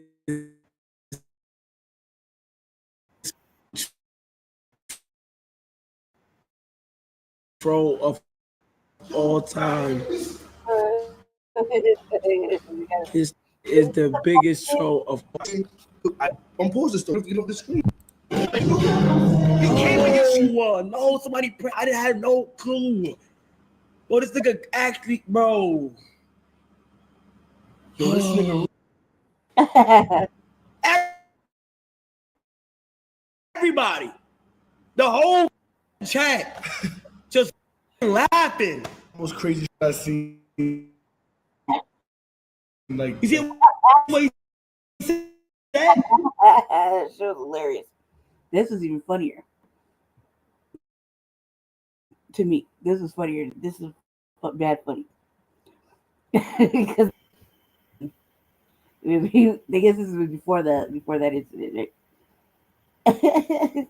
He's just weird here. He's just weird. You grow out of like this first phase of life. Then there's the second phase. In the second phase, a lot of the people in the first phase are no longer there. It's like a love changes, a thug changes, and best friends become strangers. And that's not me. Nas said that. It's so accurate in today's time. And as you grow, people grow and you grow away. And when you grow away, sometimes you're gone. Sometimes it's done. Look how cat moves. Like reward.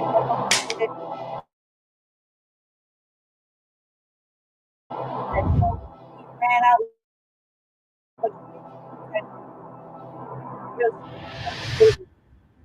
Yo, what's good? What's poppin'? What it motherfucking do? Sir? Yeah. This is you good. Oh. No. See, I'm about to intro you in. Okay. This is okay. You ready? He's intentionally keep that sound bite. Keep that sound bite. Is there a little personal fan? The one we got, the little sandblaster? Here we go. I like where we at. And I'm still gonna pop it and tell you like this, what's good, what's popping, what it is, what it ain't, what it could be, what it should be, what it was. What it could be, what it should be, what it is.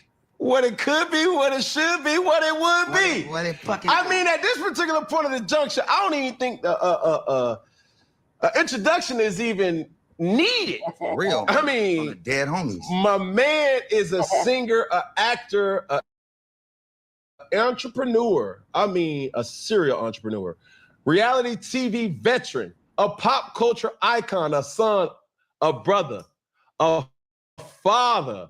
And when I tell you the boy is entertaining, the boy is entertaining. I present to some and introduce to others, Mr. Ray J. Man, I'm shy with that. That's a big intro. But I'm not a brother no more, man. Huh? I'm not a brother no more, bro. Because of what? Just because I'm not, bro. Explain. I'm not a brother. You said I'm a son, a father, a brother. I'm not a brother. Do you have any siblings? I love my sister, but I don't think I'm her brother no more. Can we get an ashtray? Because we in the tobacco zone, so I felt like you had the cigar. When I see it on TV, I'm like, dang, you got a big ass blunt. They like it's a cigar. Yeah. Because it seemed like it seemed like you rolled it though. No. It looks like a real good cigar. Interesting fact. I've never smoked weed a day in my life. Wow. I mean, I see that though. I mean, you're a professional, like Superman. Yeah. So you can't be doing that shit. I was supposed to be 6'7", but I started smoking when I was 12, so I stunted my growth. Smoking don't stunt your growth. It depends on what you smoke. I was smoking weed. I wasn't smoking like Sherm. Well, a couple of times, but it was not okay. Okay. Now, ladies and gentlemen, when I was young, this is the disclaimer where we say, buckle up because you're in for a treat. I have a list of questions that I want to, that I have obviously during our prep, but I'm going to start it this way. I just need more closure with, you said you're not a brother. I'm just me, man. I'm dolo. I'm dolo. So whatever that is. And I'm good with that. But, you know, if I look around and I'm dolo forever, and that's all it's ever been, then what is it? You grow out of like this first phase of life. Then there's a second phase. In the second phase, a lot of the people in the first phase are no longer there. It's like a love changes, a thug changes, and best friends become strangers. And that's not me. Nas said that. It's so accurate in today's time. And as you grow, people grow and you grow away. And when you grow away, sometimes you're gone. Sometimes it's done. And you try to get it back. You try to like understand this first wave of things. But when you're treated exactly like it was in the first wave, then you understand what you have to do. You know what I'm saying? And so that's just where I'm at. Like, I care, but I don't give a fuck. Not even one bit of giving a fuck, but I care so much about the people I love. But I don't even, I had people come over to try to help me give a fuck. And it was give a fuck teachers. I was like, man, I can't get it. I just can't. That equation when you like give a fuck. I'm like, I tried, but there's nothing on the other side of me. Yeah, I understand where you at, but understand, you know, even to what you're saying, growing apart, do you feel like that's just a time or that's a season? Do you believe in rekindling something in Yeah, absolutely. I think there's phases. There's phase 1, 2, and if you can get to 3 and 4, you're lucky. If you get to phase 2, you're lucky. And that's just in life, right? It could be health. It could be something tragic. It could be anything, right? So when somebody tells me I'll see you tomorrow, I immediately go, bro, if that wasn't the most cockiest shit I've ever heard in my life, telling a nigga you're going to see him tomorrow. What do you mean you're going to see me tomorrow? How you guarantee yourself that much time? It's crazy to me. That's why I stay up for days and shit, like 4 or 5 days, get all my work done. And then my body just crashes. I don't go to sleep. Sleep has to like consume me for it to happen. Because I be feeling like it's just one day, bro. If I don't go to sleep for 4 days, then one day is 4 days. That's what it equates to in somebody else's dimension. And I think that's just where my mind is sometimes. So that's why, I don't know, maybe it's just a lot of misunderstanding. Is that a word? misunderstanding? Misunderstanding. Yeah. Not standment. Yeah, it was mine. But yeah, a lot of misunderstanding. Yeah. You know? What do you want to talk about? Let's go this route. I mean, shit. I mean, I think I just want to just get it off, just lay it all out. Starting where? Well, starting from wherever you want to go, because there's 4 or 5 different narratives about Ray J. And I take myself out of Ray J, the character, because I'm a different person. But Ray J, the thing, it's about it. And a lot of people just fall off the deep end and do crazy shit or end up here or end up there because eventually you just cannot take it anymore because you can't keep trying to tell the truth, right? Do you think you play into those innuendos or speculations? I think that once you understand in these phases that it might possibly, there's a possibility that you won't overcome this, right? There's a strong possibility you could overcome it mentally, meaning you can make yourself believe that you've overcome something. But deep down, did you overcome it as a whole? Meaning from your perspective and the other side, if affecting family and how they feel about me. Okay. Does that affect you? No. Does it affect me? No. But does it just depends on what it is. Like if it's taking away opportunities from the family just cause, then yeah, that affects me. How anybody feels about me, no. But if we're a unit, we all have to do our part and make sure everybody, like if you look at Beyonce and Jay-Z, Blue Ivy's on stage. Whether she's still learning the dance moves or she has them perfectly, then the next kids are coming up. Whether you see Orion and Omarion on stage or any pretty much family business, everybody's together. What are you saying? What I'm saying is I've been exiled, bro. From your sister? Not from my sister, because I don't want her to be mad at me like that, because it's not hers. It's nothing she could do about it. But if there's a Disney premiere And I'm getting my daughter dressed up to go because, you know, Brandy's in it. And I'm on my way. And my cousin, who's Brandy's manager, calls me and tells me, oh, Ray, today the Disney, this is an 18 and over joint tonight. I don't even know if Disney's ever been 18 and over. Like, you know what I mean? Just tell me you don't want me to pull up because I'm a bad look. And I'm good with that. But don't play with me and tell me don't come because it's a Disney 18 and over event. I mean, that's like, that's not okay. It bothers me when I just like everything to be 100% transparent. And if that's the case, I can deal with that. Can I be honest with something real quick? Mm-hmm. I think, you know, with doing, you know, my research and obviously hearing you speak, I think you're deflecting an emotion that you and your feelings about, primarily with your sister. No. Okay. I love my sister. What I'm saying is like, I can't lie. So when you start talking family, I can't go and I just can't. So I had to respond to that. Yeah. And then it took it here. Yeah. But this isn't the key like source of this energy I'm giving now. Sure.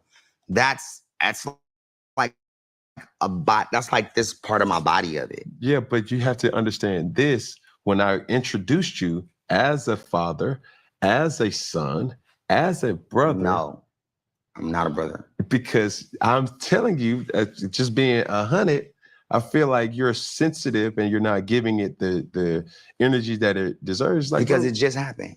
Okay. This is just happening. What just happened? The way I feel about this, what I'm talking. What event happened that made you feel this way? Because now it removes all speculations.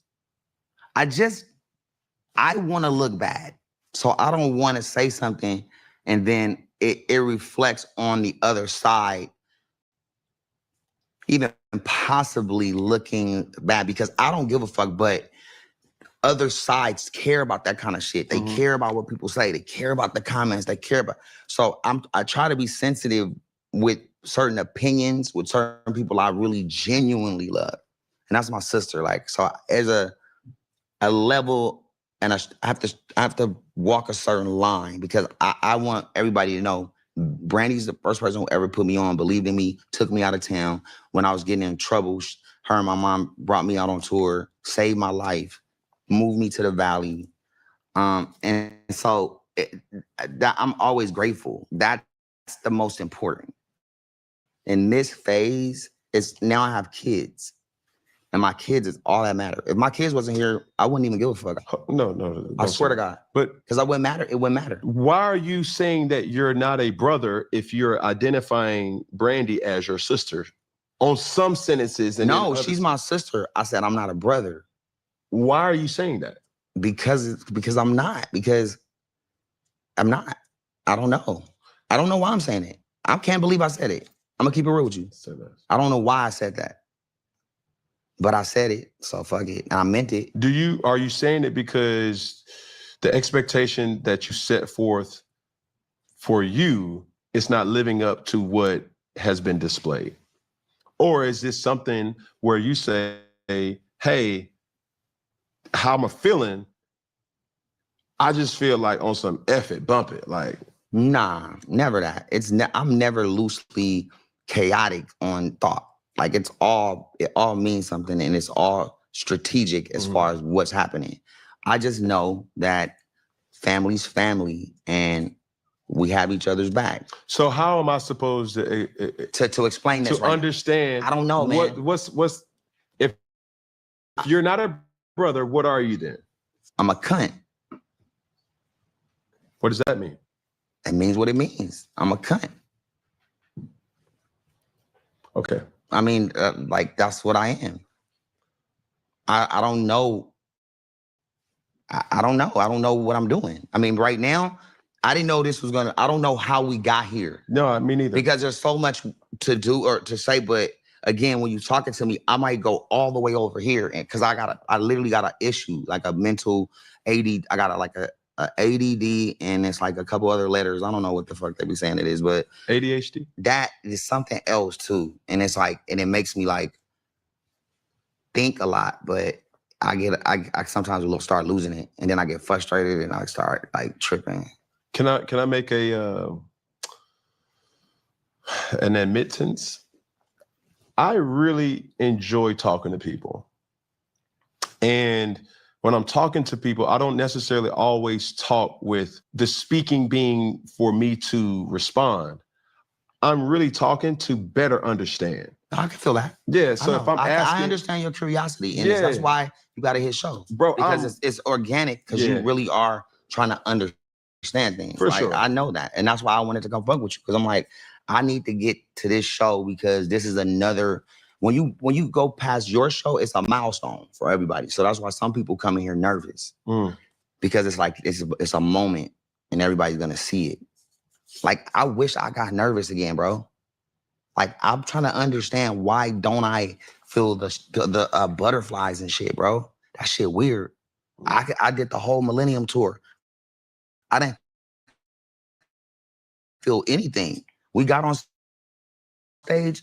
It was the same as me getting on the tour bus.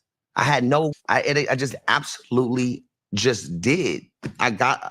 They would literally like come get me. I would just throw my clothes and be putting on my jeans while we walk on stage, and right when I go, I'm like, boom, on stage, just having fun. Okay. I never felt nervous. Now watch this. When was the last time you were nervous? When was the last time you had butterflies? Shit. I don't know. The last time I even heard that was a Michael Jackson song. I don't know. I don't fucking know, bro. And it bothered me on tour because I was like, why am I not nervous when I'm going?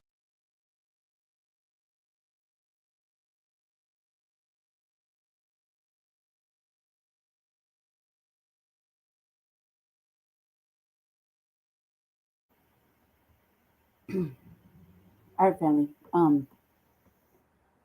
I have to go because I told you it's going to be short-lived because it's Friday. We have a show, Grand Rising with Pocket and Chase. And I have to actually go start getting ready to leave to make it over to my side of town. But we'll carry on. We'll carry on. I was hoping I could I could find the part that really made me laugh. Because right there, like you, this kind of, like you said, it's like at a serious point. And I was like, man, I was trying to find that part. But as I'm doing that, I'm trying to start getting ready because I'm in a lot of pain and I'm really like sitting weird or like uncomfortable. And I have a long way to go. Like I just have to go all the way back to my area town. It's only a few minutes, like bus ride. But for me, it's like agonizing. So just right now, like, I guess they'll probably fix it. They'll talk about it on Monday, with the doctor. But till then, I'm like on the verge of tears. Like I can't control myself. My legs hurt. So that leg hurts. And it's been hurting. Like I can't even feel my feet. That's how bad it is. And I gotta start getting ready so that I can go to my end of town as I have things to do. And yeah. And start, picking up and cleaning up my little mess or whatever. Trying to really make a mess. I bought a pack of lighters and everybody seemed to give me the dead ones. So I've been over here covering it up because God forbid red things touch my hands. I'm like, oh my God, it's like my hands are on fire. I'm covering up one with tape so I can tolerate it when I light a cigarette. You know what I mean? Other than that, I want to turn them away or throw them on the freeway or something. But man, everybody jacked me for my fucking only 2 blue lighters. And I'm like, how the fuck does this happen? Like I just say, yeah, you can have one, and then everybody gets me my little ticket, and I was like, all right, enough of this. That's fine, I guess I'll take it. And then I couldn't deal with it. It feels like it's burning in my hand. Like, hate red.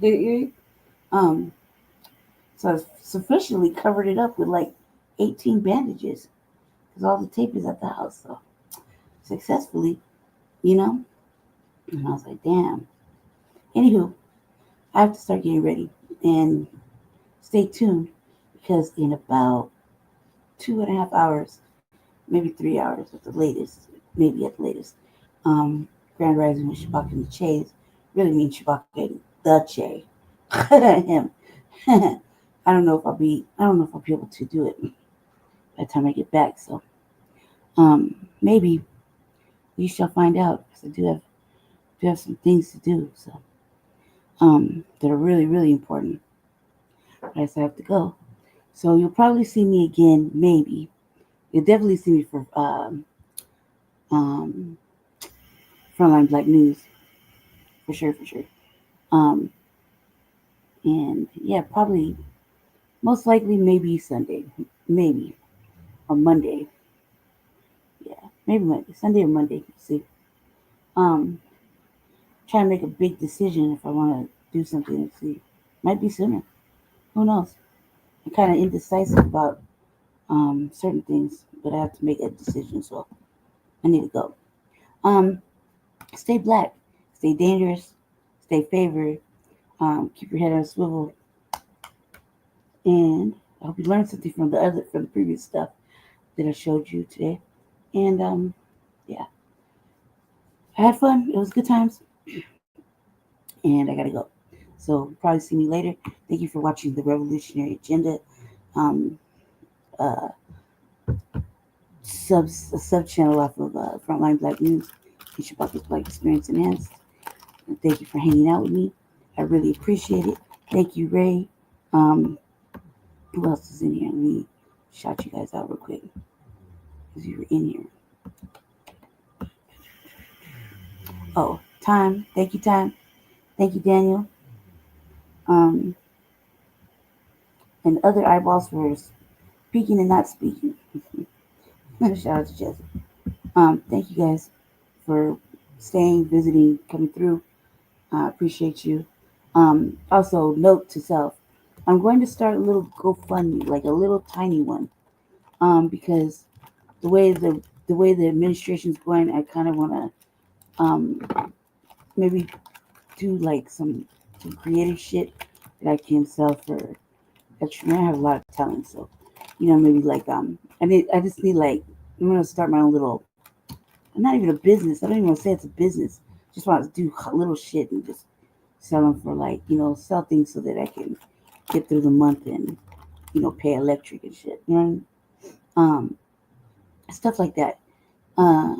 Because I don't know how this administration is really gonna go, and our city, how our city is making all these erratic financial decisions that are really stupid and really going to be effective to whomever, like the poor.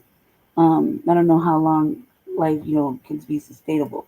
So for me, I need to have electricity that I'm forced to pay, and I need a couple of things, like I need some clothes. Like first of all, I need some clothes that I can feel comfortable in, because wintertime's coming. And I think I need new shoes, new boots, stuff like that. And I definitely need an umbrella. But I don't know. I haven't had a job in a real job in over 10 years. So I don't even know if I don't even think that's that I could even find one, you know what I mean? And what could I really do? I tried very hard, but I don't know. It's a lot of decision making and a lot of pondering, and I don't know how. I don't know, but I need to do something soon. For my own sake. Not it has nothing to do with the programs or nothing like that. It's just that I need to do something with my time, and I can do a lot of different things. I can make a lot of shit, a lot of different things that are really pretty. I can do anything in spiritual, because I have well attuned to a lot of psychic stuff. So, we don't talk about it. So you don't ask, I don't tell. I got a lot of gifts, so I know a lot about a lot of things. So I don't know. I think I want to try to do something that's going to be not too quick, but not too hard, and it's not going to be overwhelming for for me right now, especially with not knowing if I'm going to have I guess a hip surgery or some shit. I just learned about it. I learned that doctors don't communicate right. They had been knowing this shit for like 6 months, and I've been in pain for like fucking at least 3 months. They could have told me. They could have told me something. I'm always telling them about my leg hurting, and they had the X-rays. They could have just told me the truth. So it's making things hard for me to where I can't like stand straight. You know what I mean? That's not me. You know what I mean? It's not. Usually I can stand up and I can maneuver around, but the pain is so real to me that it's like my legs are like a little baby doe, like little baby. You know what I mean? Little baby does and stuff are born. They're all wobbly. It's like that, and I can't afford another fall right now, especially with the Medicaid situation. Like I can't afford to get sick because who knows if there's going to be coverage to get me well. You dig? So I have to try to be very, very careful, especially in this upcoming fall. It's going to turn into winter soon, but I have to be extra careful because I can't just go anywhere. Like we were at the summit. And I was just having a good time, and then all of a sudden, I started getting like sick, like a cold. You know what I mean? And because the last surgery I had, all that shit, I haven't been right since. So I can't. It's hard for me to function. I want to get over that hump, and I want to, go. I need to be able to maneuver, so that I can. We're at a time of war, and I need to be able to defend myself if something should happen. You know what I mean? And I tried the other day, and I realized I was doing Tai Chi in the chair, right? And I realized that I now know where all my pain spots are. I have to work on, and I don't like that. And so I was over there swinging I had a stick that I was practicing with my ninja skills the other day in the room. And I was like, damn, why am I swinging like this? Because I used to play tennis and things like that. Like I had a hell of a swing. I had literally, I had mad ninja skills, with sticks and poles and shit. So I was like, my brother had told me that somebody was up against my window when I was gone. And I guess some drunk person peeing and shit up against my window, trying to look in my room. And I was like, oh God, please say that happens again when I'm here. Well, fuck his world up. You don't do that shit. That's fucking weird. But it's that kind of season where motherfuckers are feeling doing home invasions and shit like that. I understand the restlessness, you dig? But I need to be able to protect myself in my home. Just in case. I always think about that. And I was trying. I was really doing it. I felt like my swing was off. You know what I mean? So I really felt it, that exercise doing Tai Chi really showed me that I need to do something about that. And I think it's because I got really sick with my heart. I couldn't pick up a lot of weight, and I couldn't hold, you know what I mean?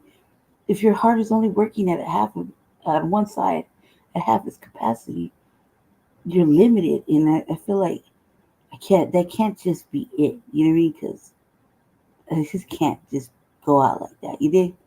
So I have to work on some stuff. And it's going to look like it's going to be a solo dolo project. And I got to do it quickly because I really don't want them to work on I really don't want this surgery they're talking about with my leg. They have to replace the whole hip and the femur. You know what I mean? It's like they got to replace the whole motherfucking leg, it seems like. And then all the nerves and shit that are ticking, and I can't fathom that because I made a personal vow that I was gonna a bullet or something, some shrapnel might be left in there, a piece of glass or something. But goddamn, no fucking metal, no metal. You know what I mean? That shit does not melt when they cremate you, and it doesn't disintegrate when you get buried. So I don't want that shit. I don't want that shit in my body. So if I could find healthier method that I can, heal from this pain in my I think it's a sciatic nerve. My brother said he had the same problem, and he said it was excruciating. He couldn't stand, or he said he's like literally, his wife had to take care of him for like damn near 2 years. That's how bad it was. And I was like, because that's ridiculous. Then he got better, and that was that. He's did some walking and shit, and he got better. But I don't have the mechanisms to do that. Like I keep asking them for certain tools that would help, so I could walk again. Because when me and Jesse first got together, I could actually walk with my cane, So it's over the last year. It's just I'm like now we're lucky I'm here. God damn it! So enjoy the presents. Okay, I'm not even supposed to be here, so I've been really pushing it, to where now I'm like stressed the body out too much, and I'm like, well, I want to go skating. They're about to open the skating rink down the street. You know what I mean? So yeah, I gotta go. Well, I'm gonna go, babe. So I'll see you soon. Probably Saturday. Stay tuned for in a couple hours. Look for the notifications for Grand Rising with Shabak and the Chase, and I think we have I think there's some good titles that Jesse set up, or Shabaka set up. They worked it out. They worked out the game plan, so I think it'll be all right. You guys have a great day. Stay black. Definitely stay favored. Have a good night, or have a good day, and I'll see you soon. And thank you for watching The Revolutionary Agenda.